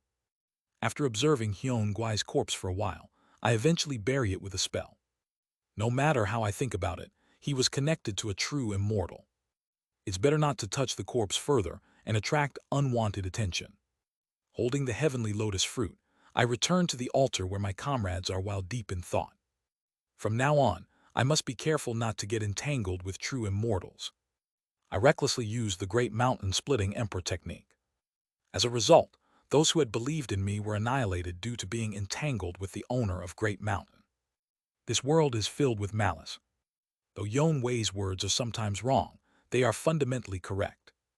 In this world, even a drop of water in the stream or a grain of sand on the roadside can be connected to a great being. From now on, even breathing must be done with caution. I must be extremely meticulous and careful, to the point of feeling like my head's about to burst. Jaoyom. I approach Jaoyom. Jaoyom, showing his humility, bows his head before me. Take it, this is your reward for helping us. Thank you. He trembles as he squeezes a handful of juice from the heavenly lotus fruit and offers the rest back to me. I offer to the Great One. I gave it to you, so why are you returning it? I have heard that the heavenly lotus fruit is a spiritual fruit that aids in rising to the star-shattering stage. I hope the elder takes it and elevates your realm. After contemplating for a moment, I decide to accept the heavenly lotus fruit. Even if I don't need it, it might be useful for my comrades. After receiving the heavenly lotus fruit, I turn my gaze to the other two who have pulled us here along with Jaoyom. Nakju and Beekwayak are bowing before me, their faces pale with fear. Ugaguk. As I reach out my hand, the space distorts. At the same time, the space that I warped returns to normal, revealing a hidden warehouse within the care layer. That's. I speak with an expressionless face. Pick what you need from inside. It should be more useful than most things in the storage scroll. These are the treasures I pulled over and accumulated within the storage scroll over several decades through my avatar. They should be quite useful. The two exchange awkward glances before entering the storage. I have revealed to choose their items. Nakju chooses a lump of lightning marsh gem soil, Chinese letter, Chinese letter, Chinese letter, Chinese letter, beneficial for trees. Beekwayak selects one of the spiritual fruits known as Heavenly Blessing Summit, Chinese letter, Chinese letter, Chinese letter. Good, now you two go over there for a moment. I nod toward Beekwayak and Nakju, and they hurriedly nod back and withdraw to the rear. Jaoyom, however, looks at me with a pale face, seemingly not understanding why I left him behind. Elder, do you have some business with me? You are from the Earth tribe, correct? Specifically, the blood shark race among the sea demon race. Why, yes, that's correct, but in that case, how do the sea demon race conduct funerals? Pardon? I asked Jaoyom about the funeral customs of the demon race. Over 80% of the Wuji religious order's followers were ghostly creatures. Wei Shihan and Iam know well how to honor ghostly creatures, but about 20% of the followers were demon beasts recruited in the ancient force realm. Among them, those of the sea demon race were particularly numerous, and I need to know how to conduct their funerals.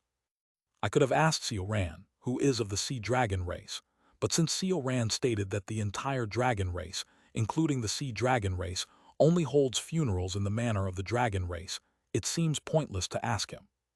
Of course, Sioran does know some funeral customs of the demon race, but they are all from the lower realm, so they might not be appropriate.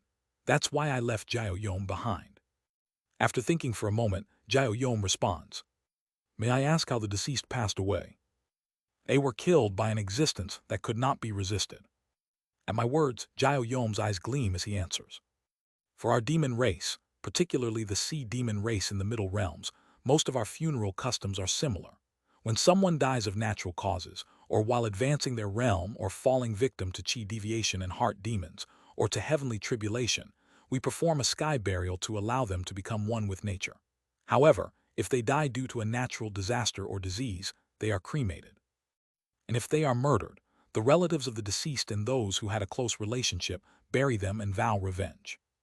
Natural death calls for a sky burial. Accidental death leads to cremation. In the case of murder, they are buried and revenge is vowed. Such is the funeral custom of the demon race. After discussing it with my comrades, we exterminate the fire corpses on the first level of the storage scroll, the water flow layer, and build a large burial mound. This is to honor the countless 400 million followers of the order. It is also to etch into our hearts the desire for revenge against the god of Great Mountain, who slaughtered these followers. We specifically chose to build the tomb inside the storage scroll to keep it as close as possible to the place where they died. Just like we did after the incident with the god of heavenly punishment, Jeon Myung-hoon, myself, Kim Young-hoon, and the rest of my comrades. We swear our vows in the midst of roaring flames. I will avenge you. I speak. I will take revenge. Kim Young-hoon says. I will avenge you all. Oh Hyun-seok says. Following Jeon Myung-hoon, Kim Yeon, Buk Hyun-hwa, Seo Ran Shi-ho, Hong Fan, Yeon Jin, Wei Si-hun, Iamwa and everyone else all speak of revenge. Wu-wung, kagagagugu. When we all simultaneously unleash our auras, powerful five-element spiritual energy swirls around us. Perhaps it's because we all stared directly at the god of Great Mountain. No matter how much the mountain god lowered their rank and descended, a great being is still a great being. After seeing them, we all gained powerful five elements divine powers. In my case, I became able to see the yin-yang and five elements energy even more clearly, and in Oh Hyunseok's case, just witnessing the owner of Great Mountain caused the creation of the five elements axes within his body, allowing him to reach the grand perfection four-axis stage. Kim Young-hoon suddenly formed a golden core infused with the five elements within his body, reaching the core formation stage. Buk Hyung-hwa gained a divine power that enabled her to create hands made of five-element spiritual energy, and Kim Yeon unexpectedly formed a demon core within herself, reaching the Earth Tribe's core formation stage. Seo Ran, as if his bloodline was stimulated, advanced from the grand perfection heavenly being stage to just half a step into the four-axis stage. Shi-ho, also as if his bloodline had been stimulated, is now able to imbue his illusory dream divine powers with attributes similar to the five elements blood curse banner. The yin-yang five elements of Yeonjin's nascent soul perfectly aligned, allowing him to leap over the grand perfection nascent soul stage in an instant to the early heavenly being stage. Jeon Myeong-hoon is now able to infuse the lightning within his integrated Dao domain with the five elements, enabling him to rain down five elements lighting tribulation. Wei Shihan and Iamwa each gained the ability to create ghost fire with the attributes of the five elements. Every one of us had to endure a terrifying experience with the appearance of the mountain god, but in exchange, each one of us have become much stronger. It's as if merely encountering the mountain god was treated as a heavenly tribulation, as even those who had their cultivation realm rise did not face any tribulations. After we all spoke of revenge and ignited the flames, I look at them and say, I'm sorry to everyone, but you know there's still something left to do, right? At my words, they all nod weakly. We need to rescue Kang Min-hee. Jeon Myeong-hoon speaks with a gloomy expression. Yeah, and judging by my estimation, my face hardens. She may have reached the star-shattering stage by now. She would have already metamorphosized into the ghost guiding Holy Mother and gone berserk. At this point in time, there's no way to stop her from rampaging. Just like how the power of fate kept restoring things to their original state whenever I tried to save my comrades. Kang Min-hee at this point of time will have gone berserk and is to devour the bright cold realm. It's a bit awkward to say this, but if I can just have 300 more years, I'm confident I can reach the grand perfection integration stage and attempt to advance to the star-shattering stage. I have the experience of having reached the grand perfection integration stage before. Even though I regressed and fell to the early integration stage, I'm confident I can rise to grand perfection again with that experience. Our goal is one. I look at my comrades and speak. Let's become stronger. Clenching my fist, I say. Let's become even stronger so that no one can oppress us. Drip, drip, drip. Something flows from my eyes. It's a curse. Just like after the 10th cycle's Yuan Li, black curses are falling from my eyes. Chia. The surrounding ground decays and crumbles in an instant. It's been a long time since anything like normal tears flowed from my eyes. Quang. Feeling an inexplicable tightness, I hit my chest. A monstrous thing formed of curses crawls out of my body, looks at me, and then hastily flees. Monsters grow out of my body and flee, while the serene scene of my integrated Dao domain is reflected around me. My integrated Dao domain is a desert. In the desert, 3,000 colorless glass swords are embedded. During the day, the ground burns fiercely, while at night, monsters grow in the darkness, trembling with fear and wailing as they try to escape my domain. Standing in the center of the monsters fleeing from me, I feel curses flowing from my 7 orifices and speak. Let's become stronger and take revenge. We must. The curses flow through my body, covering me completely. Amidst the curses, I reveal my true form with 20 heads and roar. We must avenge them and honor the dead. Jeon Myeong-hoon becomes the giant of red lightning. Perhaps due to his elevated cultivation, Jeon Myeong-hoon's head split in half, becoming the lightning god with 2 heads and 6 arms. Oh Hyun-seok reveals his giant body of purple primordial chaos, and Kim Young-hoon, unable to contain his sorrow, shouts toward the heavens. The shadow of a golden peng swirls around Kim Young-hoon. Wei Shihan and Hwa, Hong Fan and Seo Ran, and Shiho all reveal their gigantic true forms, and while they shed tears of blood, they let out ghostly wails, while Buk Hyung-hwa and Kim Yeon silently shed tears with pale faces. Yeon Jin, through his Taiji-quaking lightning body, sheds tears as his face splits in half, and Jio Yom, Nok Ju, Beek Wyek, and the others huddle together in fear, trembling with the monsters that collapsed under my roar. The goal for this life is simple. Save Kang Min-hee. And to save her, I will raise my cultivation. I will elevate my realm and become stronger. With that simple yet difficult goal engraved in my heart, I swallow my tears, embrace my comrades within my integrated Tao domain, and set out from the storage scroll. Chapter 414, Three Great Disasters 2. Payet. A streak of white light pierces through the void, accompanied by the sound tearing through the air. Kagagugu.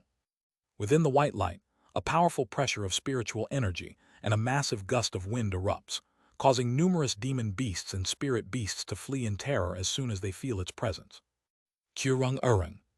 Suddenly, dark clouds seem to flow toward the white light and are drawn into it. The white light is Seo Yoon Hyun, and what entered him are the clouds of heavenly tribulation. However, despite the bizarre and terrifying event, Seo Yoon Hyun merely twitches his eyes slightly without any change in expression as he flies swiftly toward the human race territory. Kurung Kurururung. Inside my domain, Seo Ran is currently completing his advancement to the 4-axis stage. Perhaps the sea orchid fruit I previously obtained from the storage scroll of Lofty Dragon True Person proved to be quite helpful. After consuming the fruit, Seo Ran achieved a tremendous rise in his cultivation and became able to attempt advancing from half-step into the 4-axis stage to the complete 4-axis stage. Of course, due to time being the essence in our current situation, we decided to proceed with the advancement while I am carrying him within me. Naturally, this meant that the heavenly tribulation would rage within my domain, potentially causing damage. Fortunately, Jeon Myohoon is able to minimize the impact of the heavenly thunder, preventing any major issues. Wu-wung. I move rapidly through the air, absorbing the heaven and earth spiritual energy of the bright cold realm. Hu. For 190,000 years, I slowly raised my cultivation realm. Although I had advanced my realm within the dense heaven and earth spiritual energy right after the beginning of creation, I nonetheless acquired a considerable amount of insight into the realm that an integration stage cultivator should possess. Therefore, I was able to elevate my realm from the very beginning of the integration stage to the early stage in an instant. Of course, progressing through the middle and late stages to reach grand perfection will require considerable time. The formula for the integration stage is divided into 6 major aspects: rain Chinese letter, sun Chinese letter, heat Chinese letter, cold Chinese letter, wind Chinese letter, and time Chinese letter.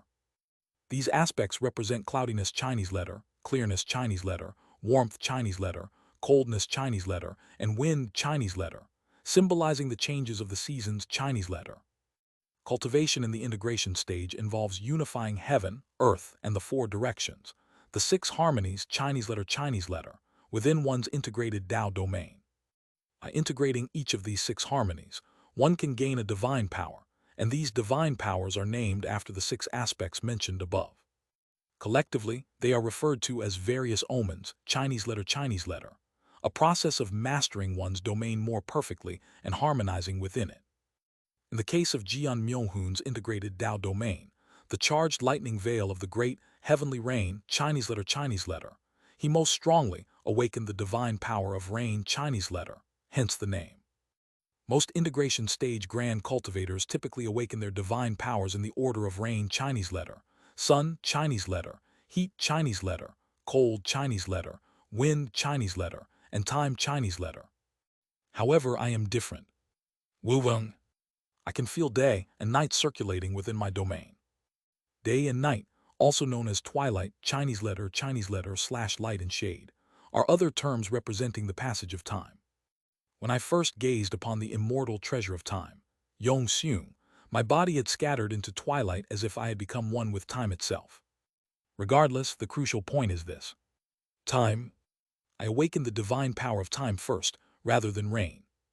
I have some guesses as to why I awakened the divine power of time first. Vast cold heavenly circle. Wuvung. The formula of the vast cold heavenly circle rotates, awakening the divine power of time. Weiyang.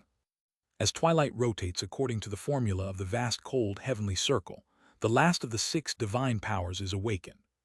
Since I've awakened time instead of rain, I'll have to gain enlightenment of the divine powers in the opposite direction compared to other cultivators. In the previous cycle, at the beginning of creation, I awakened wind after time, rather than sun following rain. Wind Chinese letter. Kagagagugu. Normally, I would move quietly, but in order to obtain the divine power of wind, the next divine power after time, I advance while scattering storms around me with the sound of tearing through the air. How long have I been flying through the air? Paling. Within the wind, I notice a familiar region appearing in the distance. Swiftwind domain. Will. Swiftwind domain, where wind, darkness, and yin energy gather abundantly, has not transformed into something akin to a part of the nether ghost realm this time, as Kang Min-hee did not emerge from here in this cycle. The Kang Min-hee of present is very likely to emerge around the human race territory. Using the ground shrinking technique, flying escape technique, gliding technique, and sword flight, I quickly pass through Swiftwind domain, heading toward the human race territory. At the same time, I slightly open my domain to absorb a portion of the wind from the Swiftwind domain into it. Payet. A few days later. In the distance, the human race territory, the Sky Island archipelago, comes into view. She hasn't awakened yet. Kang Min-hee, the ghost guiding Holy Mother, will inevitably awaken at this point and devastate the surroundings. Last time she awakened in Swiftwind domain and wreaked havoc, but this time there was no cause for her to awaken there. In other words, she is likely to awaken at the Black Ghost Valley's human race branch and lay waste to the surrounding area. I can't even imagine how many humans will die. Flying with a sharp gaze, I quickly ponder through the situation. I don't know when Kang Min-hee will awaken. It wouldn't be strange if she woke up right now. Therefore, before she awakens, I need to evacuate the human race, a place out of reach of Kang Min-hee's influence, who is at the star-shattering stage. At Temporal Fate Island, located at the very outskirts of the human race territory, I notice that a barrier has been activated, likely in response to sensing my rapid approach to that direction. The entire human race territory is shrouded in clouds, making its presence faint.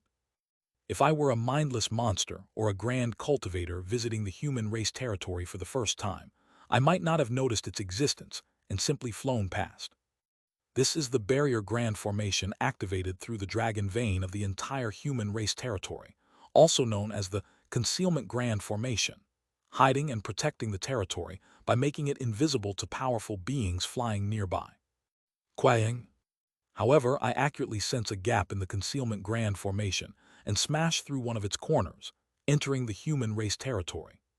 Simultaneously, flash, flash, flash. Multiple orbs of light float around me. The orbs twist in the air and transform into human figures. They are the projections of the grand cultivators of the human race grand alliance. Junyi, Galmik, Gijin, Yungyon, Wyrionxian, and Waisu. These are the 6 integration stage grand cultivators of the current human race grand alliance, excluding Hunwan. They seem to flinch in surprise as they look at me. It's been a while, everyone from the Grand Cultivator Association. So it was you, Cultivator CEO. Junyi seems to be breaking out in a slight cold sweat, but then he smiles. However, I see his heart essence wildly fluctuating. You managed to escape from the ancient force realm, I see. We were actually planning to extract you soon, but you managed to get out on your own. Moreover, you reached the integration stage while in the ancient force realm. It seems you've truly earned the right to be called a grand cultivator now. Perhaps we should hold a celebration. Thank you for your kind words, but there's no time for that. I awkwardly smile, cutting off Junyi's attempt to avoid my wrath. There is a high possibility that a star-shattering stage entity is going to attack the human race Grand Alliance. We need to relocate the entire human race to another place immediately. If not, the entire human race territory will be completely destroyed today. At my words, they all look up at the sky. Ironically, the celestial energy is clear. But it's the truth. This is simply a matter in which an extremely high-ranking entity, such as the chief judge of the netherworld, is involved, so they can't read the celestial energy. It seems that due to the involvement of a high-ranking entity, the celestial energy cannot be read at this moment. But you all know it too, that we were unable to read the celestial energy concerning a certain entity that revealed itself on Thunder Spirit Island. At my words, they seemed to exchange opinions via voice transmission and then nod. Indeed, I understand what you're saying. However, relocating the human race territory is a matter that requires great caution. Even if it's the word of Grand Cultivator CEO, we must gather all the Grand Cultivators in their main bodies, perform collective foresight, submit a petition to the Sacred Master, and only after receiving a reply confirming the danger should we. I apologize, but there's no time for that. We must relocate the human race territory immediately, even if it's just 1 day earlier. To be honest, I find it hard to believe. But since you are a grand cultivator, I'm considering the procedures for your sake, so please bear with us. If this matter was so urgent that it required immediate attention upon your arrival, why didn't you notify us in advance? Jun Yi seems to be sternly reprimanding me, but I suppress the rising irritation and calmly open my mouth to speak. First, calm down and listen to what I have to say. I tried to inform you about this matter in advance, but Alliance head Jun Yi, you cut off my contact right away and even prevented me from reaching out to the Human Race Grand Alliance. At my words, Jun Yi's mouth opens and closes before he awkwardly coughs. That was. I'm sorry. I was in the middle of training my newly acquired lightning divine power, and the lightning within me acted up, causing me to accidentally cut off Cultivator CEO's connection. But to immediately evacuate based on Cultivator CEO's claim that a terrifying entity is descending, to be honest.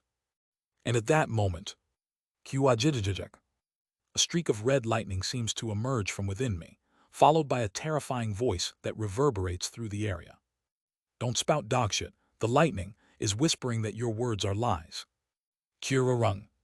From within my domain, thunder roars as Jian Myung-hoon growls. He grinds his teeth and emerges from within my domain. Thud. Jian Myung-hoon's upper body crawls out from behind me, his blood-red lightning-filled eyes glaring at Jun Yi and the projections of the Grand Cultivator Association. These dog bastards are mocking us. The lightning is clearly whispering to me that you cut off the contact in a hurry, fearing Seo Yun Hyan might return. Lying is one thing, but seeing you trash sitting on your hands while Seo Yun Hyan is kindly running around to save your worthless lives makes my already rotten 5 viscera and 6 bowels twist. I can't stand it any longer. Barely containing the lightning, he threatens the Grand Cultivator Alliance. Seo Yun Hyan is politely explaining the situation to you, yet it seems your stomachs are too bloated and your butts are too heavy to move. I'm warning you, stop with the disgusting lies and excuses and follow his instructions. If you don't, I'll tear you limb from limb and scatter your remains throughout the human race territory. At Jian Myung-hoon's murderous words, the expressions of the Grand Cultivator Association also darken. And who is this bastard? It looks like you've reached the integration stage, but it seems you're acting without knowing your place just because we're kind to Cultivator CEO. Cultivator CEO proved his strength back in the 4-axis stage, but do you think we're afraid of some nobody like you who crawled out of nowhere? Besides, it seems your main cultivation method involves lightning divine power, but each and every one of us gained lightning divine powers and enlightenment in lightning in general, so we're not particularly afraid of your lightning. Behave yourself. At those words, Jian Myung-hoon falls silent. Then I see the veins bulging across his body. Seo Yun Hyan. What? Red lightning crackles in all 4 directions around him as he opens his mouth. Let's just kill them all. I understand what Jian Myung-hoon is implying, knowing that he has been communicating his thoughts to our comrades via voice transmission. In any case, there's no way to drive out the human race from this area through persuasion alone. Therefore, with force, we will combine our strengths and expel the entire human race from this area. That Jian Myung-hoon is saying is the fastest and easiest way. Normally, I would have opposed it. Even if it took some time, I would have calmly explained the reasons, shown the evidence, and led them slowly. But right now, with my comrades massacred by the owner of Great Mountain, and knowing that Kang Min-hee will soon descend, I realize that I can't afford to waste time. I close my eyes briefly, opening them with an exhale. Who will? Then black ghostly energy and curses begin to emanate from around me. All right. Wooduk wujuduk wuduk. 19 heads sprout from my shoulders, and I become the Ghost King with 20 heads. The projections of the grand cultivators vanish, and 6 spatial rifts begin to form in their place. The human race's grand cultivators are gathering. The power I sense beyond the rifts are strong, as if they have significantly recovered from their injuries, and there is a subtle presence of lightning power, likely the knowledge and divine power they gained from facing the owner of heavenly punishment. Bulge writhe. My comrades emerge from within my domain. From behind me, the true form of Hong Fan, Seo Ran and Shiho spring forth, followed by a gigantic Wei Shihan and a devilized Iamwa. At the same time, from my shoulders, Jian Myeonhoon in his 2-head, 6-armed lightning god form, and the starlight giant Oh Hyan Seok, who has now reached the pinnacle of the Azure Spirit Starlight Quintessence Great Method, emerge. From my chest, Buk Hyang Hwa and her puppet, created by modifying the Dharma treasures and materials from Lofty Dragon's storage scroll, along with Kim Yeon, appear. Wu Weng. I draw the colorless glass sword from my domain and hold it in my hand. From the integration stage onwards, one can directly retrieve items from their domain, so I can summon things from anywhere I desire without having to retrieve Dharma treasures from my mouth. I can sense the clones of Y Ryonxian sending voice transmissions across the human race territory. I see sects loyal to the Grand Cultivator flying in from various places. Even most of the 6 major sects of the human race are heading this way. Even now, if you withdraw your Dharma treasures and divine powers and peacefully come with us to Heavenly Human Island, I will overlook your earlier rudeness. Seo Yunhyan. If you don't want to fight the entire human race, then even now. The entire human race, huh? Wu Wuyang. The 3 great ultimates rise behind me. Now that I have entered the integration stage, the 3 great ultimates I summon exude a far more distinct and domineering aura than before. It is no longer like an active volcano, but more like watching the volcano erupt in real time. Now, the 3 great ultimates behind me are no longer just mere forms. As the 3 great ultimates rotate, they begin generating tangible physical force. Kagagagugu. A whirlwind begins to blow around me due to the power of the 3 great ultimates. From the 40 gleams in my eyes, curses ignite and radiate. Under the influence of the curses, parts of my body begin to bulge and writhe as monsters begin to emerge from me. I let out a small chuckle. Of course, it's a small laugh, but with so many mouths, and perhaps because of the wind, my laughter sounds like the wailing of a cacophony of ghosts. Now, this is indeed the wailing of ghosts. Buried within my chest are the grudges of the dead followers, having turned into ghosts.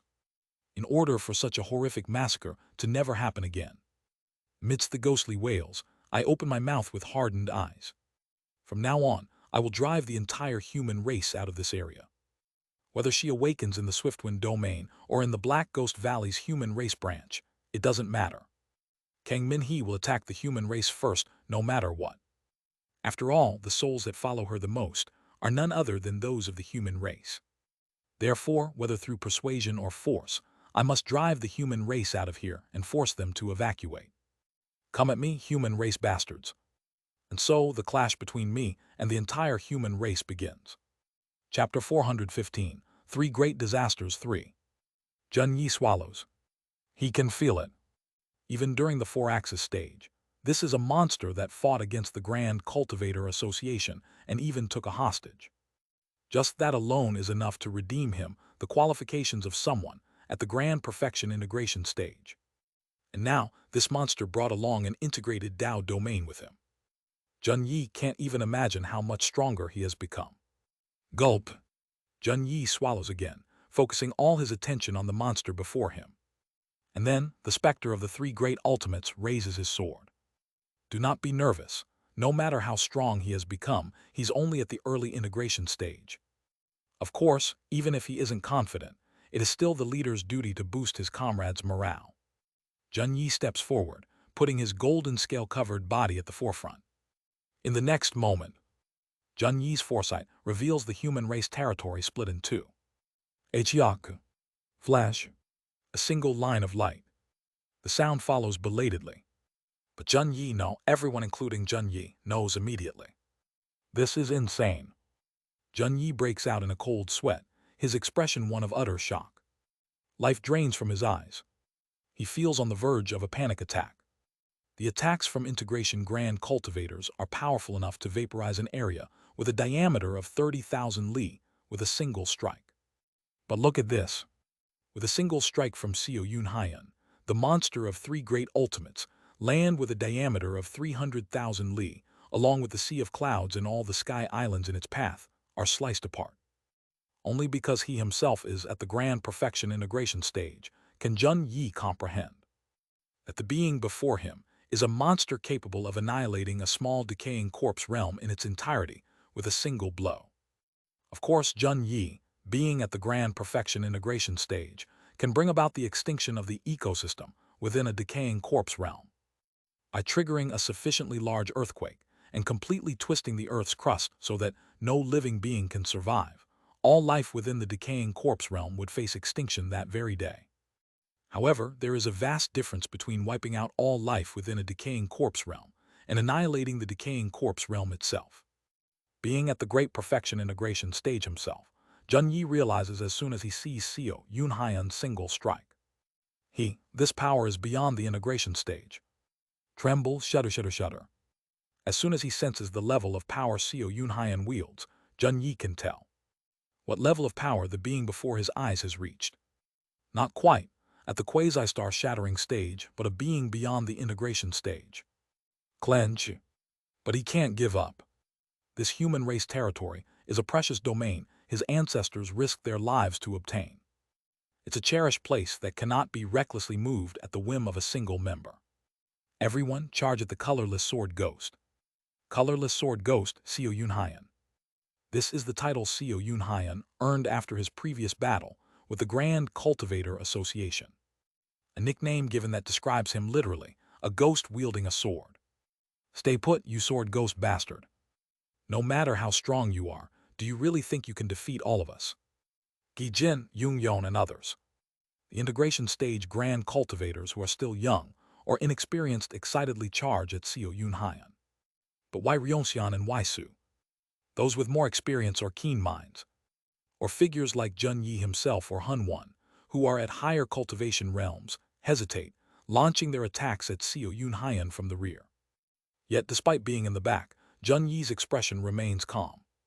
An integration stage cultivator capable of producing attacks nearing the star-shattering stage. But that's all. He focuses his attack on Xiao Yunhaiyan with a serious expression, as he instructs the sects that have responded to the Grand Cultivator Associations, summons to target Jian Myonghun and other integration-level comrades, all while contemplating the integration stage. At the early stage at that, there's no way he can use such overwhelming attacks frequently. At most, he can use it 3 times. We just need to be cautious for 2 more attacks. After that, his power will drop to the level of an ordinary grand perfection integration stage cultivator. At that point, Gal Meek and I can join forces to subdue him. Jun Yi completes what he believes to be the most rational judgment within the scope of his knowledge, his eyes gleaming. Keep attacking. As long as he's enduring our full assault, he won't be able to move easily. Why Ryonxian swings his fan, causing flames to surge, and why Su amplifies the firepower with a gust of wind. Gijin sprouts spores and hyphae from within the flames, covering Xiao Yunhaiyan's body, while Yun pulls out her tower, a quasi-refining void dharma treasure, and presses down on Xiao Yunhaiyan. Galmeek gathers energy in both hands, sending a violet glow shooting towards Xiao Yunhaiyan, and Jun Yi unleashes his magnetic dharma treasures to suppress Xiao Yunhaiyan's body. At the same time, they don't forget to attack Xiao Yunhaiyan with lightning divine power, scorching him like heavenly tribulation. It's working, he's unable to move. If we can stall him like this and avoid 2 more of his attacks, victory will be ours. However, despite gaining the upper hand, Jun Yi anxiously surveys his surroundings. Quarvirung. Among the 6 major sects of the human race, the black-scaled fish commanding sect, entering Truth Gate, and Heavenly Lotus sect are all focusing their efforts on keeping a single Jian Myonghun at bay. Jian Myonghun swings his 6 arms in all 4 directions, brandishing his lightning spear, and each time he swings the lightning spear, the martial forces of each sect fall apart like paper. Guardia. As Jian Myonghun roars, a taiji emerges around him, and a domain of lightning and thunder begins to form in the vicinity.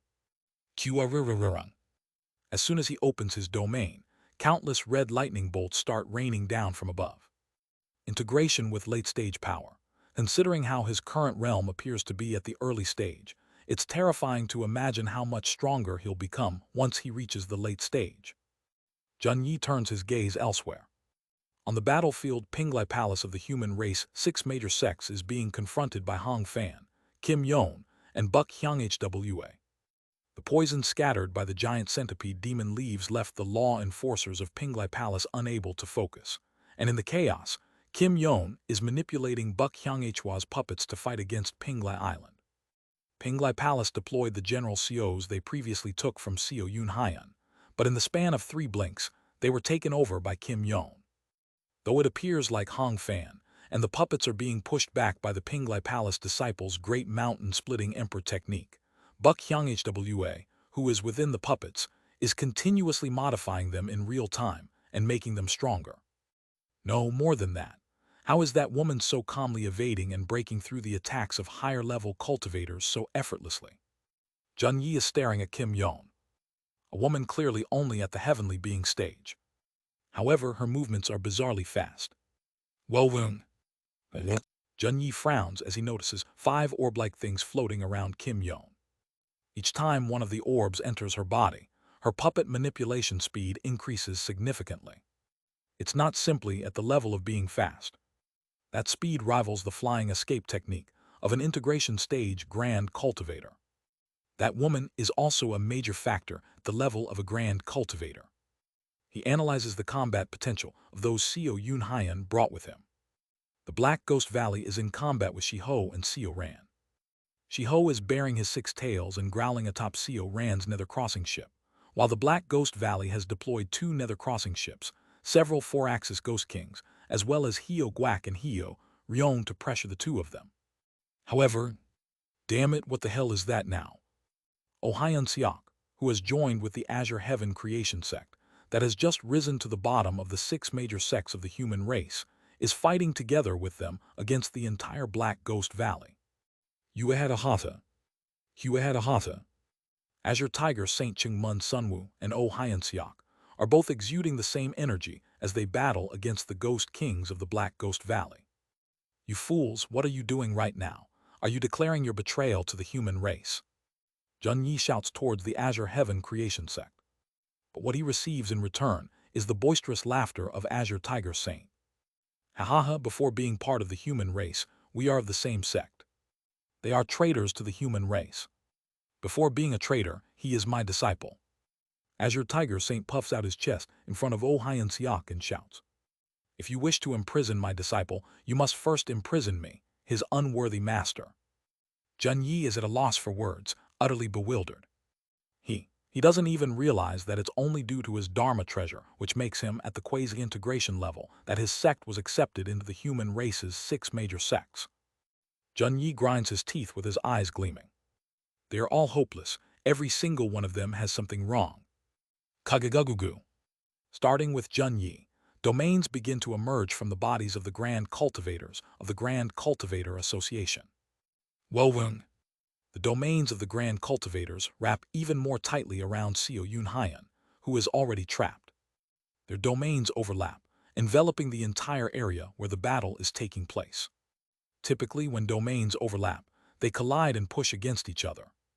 However, when the owners of the domains give permission, the domains instead overlap, and the energy amplifies even more. Kagagugu. Junyi's eyes shine with a stern light. His entire body transforms into a giant covered in golden scales. Galmeek becomes a giant figure, completely enveloped in unknown bones. Gijin turns into a mass of mushrooms and hyphae sprouting from his entire body, while Yoon Yeon merges with her Dharma treasures, becoming a golden dragon. Why Ryonxian becomes a butterfly of flames, and why Su becomes a butterfly with wings of wind, all revealing their true forms. This is the end, you bastards. Now kneel before the authority of humanity. Just as the golden-scaled giant who released all his strength raises one hand. Crack! Junyi suddenly turns around at the spine-chilling sound coming from behind him. Kagaguguk. As a dark wind sweeps in, a pitch-black hand shoots up from within the prison of flames. Then a ghost king with 20 heads emerges from within, wielding a colorless sword. This, damn it, stop it. At Jun Yi's shout, all the grand cultivators combine their powers, intensifying the seal on the Ghost King and launching their attacks. But the Ghost King, despite being struck by countless attacks, calmly converses with someone. Why are you still staying inside alone? It's because I'm not yet fully accustomed to the consciousness domain and spiritual power of the core formation stage. Isn't your strength even greater now? Before I can control my power even more perfectly, I'm trying to hold back. Well, do as you wish. Jun Yi feels an inexplicable chill as he watches this exchange. TS. Countless futures flash before his eyes. At the integration stage, a grand cultivator no longer sees just one possible future but multiple possibilities. If one sits quietly and concentrates for years, one could even predict possibilities far into the distant future. However, in Jun Yi's vision, only one possible future becomes visible. Everyone get out of the way. Quagwagwagwing. The prison of flames collapses. The shockwave causes all the domains surrounding Seo Yunhyan to crumple. And Seo Yunhyan grips his sword once more. Jun Yi grits his teeth and shouts. He must have exhausted a significant amount of energy while escaping. Just avoid that. Kagagugugu. Then Seo Yunhyan's single strike splits the entire human race territory in half once more. Jun Yi feels a chill run down his spine. The sheer power is one thing, but despite the massive slash cutting through the entire human race territory, while the terrain was destroyed, not a single living being was harmed. A single strike that passes through anything that isn't its target, cutting only what is intended. The precision is terrifying. However, Jun Yi feels relieved. He must have used up all his strength by now. He shouldn't be able to show such feats any longer. Then Seo Yunhyan swings his sword. Buwung. Jun Yi is shocked and quickly dodges Seo Yunhyan's slash again. Once more, his sword splits heaven and earth. 8 out of 10 of the human race's sky islands have been sliced off by Seo Yunhyan's sword. In disbelief, Jun Yi shakes his head. That's right. I made a slight misjudgment, but that must have truly been the last. Seo Yunhyan grips his sword again, and he swings towards the grand cultivators. Once again, the grand cultivators strain with all their might to dodge, and Jun Yi's face turns pale. He must have learned some special secret art to conserve his energy, but this time, his strength must truly be. Seo Yunhyan swings his sword once more. Kagagugugu. The entire human race territory is filled with slashes, and the sky islands begin to fall. The foundation of humanity is being destroyed. I see. That is no ordinary above integration stage. Only then does Jun Yi realize. The Seo Yunhyan in front of him was never fighting them from the beginning. To the being before him, the grand cultivators are nothing more than insignificant fruit flies. He is simply doing what he said he would do from the beginning, attacking their foundation to drive humanity out of their homeland. Buwung, buwung, buwung. Each time the sword is swung, the floating formations of the sky islands shatter, and the sky islands fall. Stop. Sword light flashes. The formless sword light shatters all the formations within the human race territory. Stop it. Jun Yi shouts with despair in his eyes. As the clouds above the human race territory clear, their home is being destroyed by Seo Yunhyan's atrocities. I said stop. The land that humanity's ancestors had protected for generations is crumbling just like that. I'm telling you to stop right now. Jun Yi cries out in rage, shedding tears of blood as he screams at the monster swinging the sword. And then Seo Yunhyan and Jun Yi's eyes meet. For the sake of humanity's territory, Jun Yi charges at the monster before him. Someone has to stop it. They have to stop this monster from bringing the end of the human era. Quang. The next moment, Jun Yi is struck by Seo Yunhyan's single strike, and his entire golden-scaled body shatters and is flung away. His domain is split in half. It's immediately clear that Seo Yunhyan could have crushed them all to death at any time. Bastard! Galmeek roars in fury as she expands her body and charges at Seo Yunhyan. Wai Ryeonxian, Wai Su, Gi Jin, and Yoon Yeon also launch a full-scale assault on Seo Yunhyan once more. Under Y Rionsion's command, the 6 major sects know, the 5 major sects excluding the Azure Heaven Creation sect that are fighting Seo Yunhyan's comrades, all rush at Seo Yunhyan together. Do not threaten humanity's foundation, you traitor. At Gi Jin's shout, countless members of the human race begin bombarding Seo Yunhyan with Dharma treasures and spells. And as Seo Yunhyan's 40 eyes glow, he begins to reveal a spine-chilling aura. I kept playing along with you, and now you don't know your place. Seo Yunhyan, who had never fully unleashed the power of the 3 great ultimates, begins to emit ghost fire from his glowing eyes. Fine, let's do this properly. The next moment, Seo Yunhyan vanishes. And in the following instant, the only one who reacts properly is Gal Meek. Pabung Pepung. Gi Jin and Yoon Yeon's bodies are sliced in half, and Seo Yunhyan's sword digs into Gal Meek's crossed arms, severing both of them. Seo Yunhyan coldly surveys his surroundings, using the flying escape technique, sword flight, and the gliding technique. From the beginning, he had no intention of facing the human race's great army. Though Jeon Myohoon said he would kill them all, Seo Yunhyan was confident he could suppress the entire human race without killing anyone, so they were just objectives on his list. His goal was to instill overwhelming fear and drive humanity out of their base. That's why he only used large-scale attacks to turn the human race territory into a mess. But no one, not a single member of humanity fears Seo Yunhyan. They are shocked, but that's all. Every one of them is burning with determination to protect their base. So this is why they're called the 2 evils with the fighting ghost race. The fighting ghost race, constantly burning with fighting spirit as they battle. The human race, who will continue to burn with fighting spirit even if their lives are about to be extinguished, as long as they have something to protect. Both races have parts of them that will never let their fighting spirit break, which is why they are both grouped together and called the Usra race. I thought wrong, after all I'm human as well. Seo Yunhyan finally changes his mindset. With a half-hearted resolve, I can't make humanity kneel. He adjusts his sword stance. No longer is it a stance to merely intimidate the opponent, but a stance meant to properly kill the opponent. With fierce killing intent in his eyes, he opens his mouth. I apologize for underestimating you, in that case from now on. He begins to unleash his killing moves. I will face you properly. Right now, his opponent is humanity. One of the 2 races in this vast, bright, cold realm that never falters. A thread-like sword energy erupts from his hand. No, it isn't something as trivial as sword energy. It's too terrifying to be called sword energy, too tyrannical to be called sword gang, and too sharp to be called sword pill, Chinese letter. It is, indeed. It is something that should rightfully be called surpassing path, Chinese letter. The last technique of the first part of the severing mountain swordsmanship is called sunrise emerging peak. Like sunlight breaking over a mountain peak. The countless thrusts pouring forth from the technique resemble a sunrise. But what Seo Yunhyan is now executing is far from a mere sunrise. It is not a sunrise.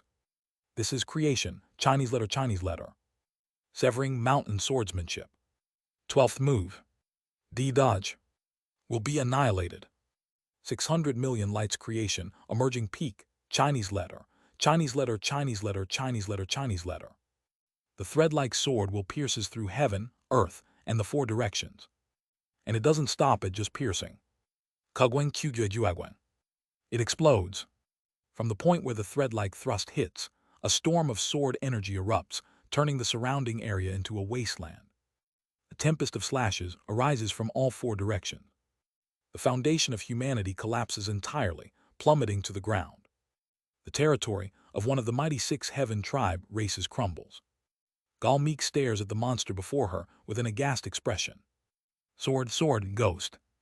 Before her is the infamous sword ghost. However, she cannot accept that thing being under the mere title of sword ghost. Such a name is far too insufficient to contain it. And it seems everyone in the Grand Cultivator Association feels the same. From Y Rionsion's mouth, as he watches humanity's territory being destroyed, a new name emerges. Sword Devil, Chinese letter, it's the Sword Devil. Kagagugu. As a storm of slashes passes by, they swallow hard as they stare at the being before them. The Sword Devil, who has completely devastated all of humanity's territory, is still moving. Wing wing woo wing. Heaven and earth spiritual energy converges towards the being before them. The sword devil is preparing the next technique. Destroyed be all. Why Ryonxian sheds tears. Everyone flee. His will spreads across all of humanity. Why Ryonxian's thousands of clones issue orders to tens of thousands of sects. The Grand Cultivator Association has been defeated. The devil of the sword seeks to trample us humans. He shouts as he faces Seo Yunhaian's killing intent. Run away. If you wish to survive, escape from the range of the sword devil's attacks. Humanity has been defeated, and they are forced to abandon their homes, embarking on an indefinite exodus, driven out by the devil of the sword with 20 heads. From that day on, Seo Yunhaian gained a new infamous name. The evil ghost who wields a formless sword. The formless sword devil, Chinese letter, Chinese letter, Chinese letter, Chinese letter, Seo Yunhaian. And not long after, all the races in the bright cold realm started to face the three great disasters that began to sweep across the realm in earnest. The mad puppet master who began to truly grow the wonderfully mysterious fortress. Mad Lord Zhou Yon. The madman who expelled one of the two evils of the heaven tribe's 6 great races, the human race, from their homeland. Formless sword devil Seo Yunhaian. And the mindless monster that appeared with an army of ghosts and began to devour the world. Ghost guiding Holy Mother Kang Minhee. The Mad Lord Chinese letter, Chinese letter. The Ghost Mother Chinese letter, Chinese letter. The Sword Devil Chinese letter, Chinese letter. The bright cold realm collectively called these three the 3 great disasters, Chinese letter, Chinese letter. Translator notes, yep, the 12th move was originally translated as / light's emerging peak. I thought the imagery was there without having the sunrise, which would make the name longer. I was but an ignorant mortal back then, daring to question the mind of the great tremendous, who would have thought it would come back to haunt me now. TT.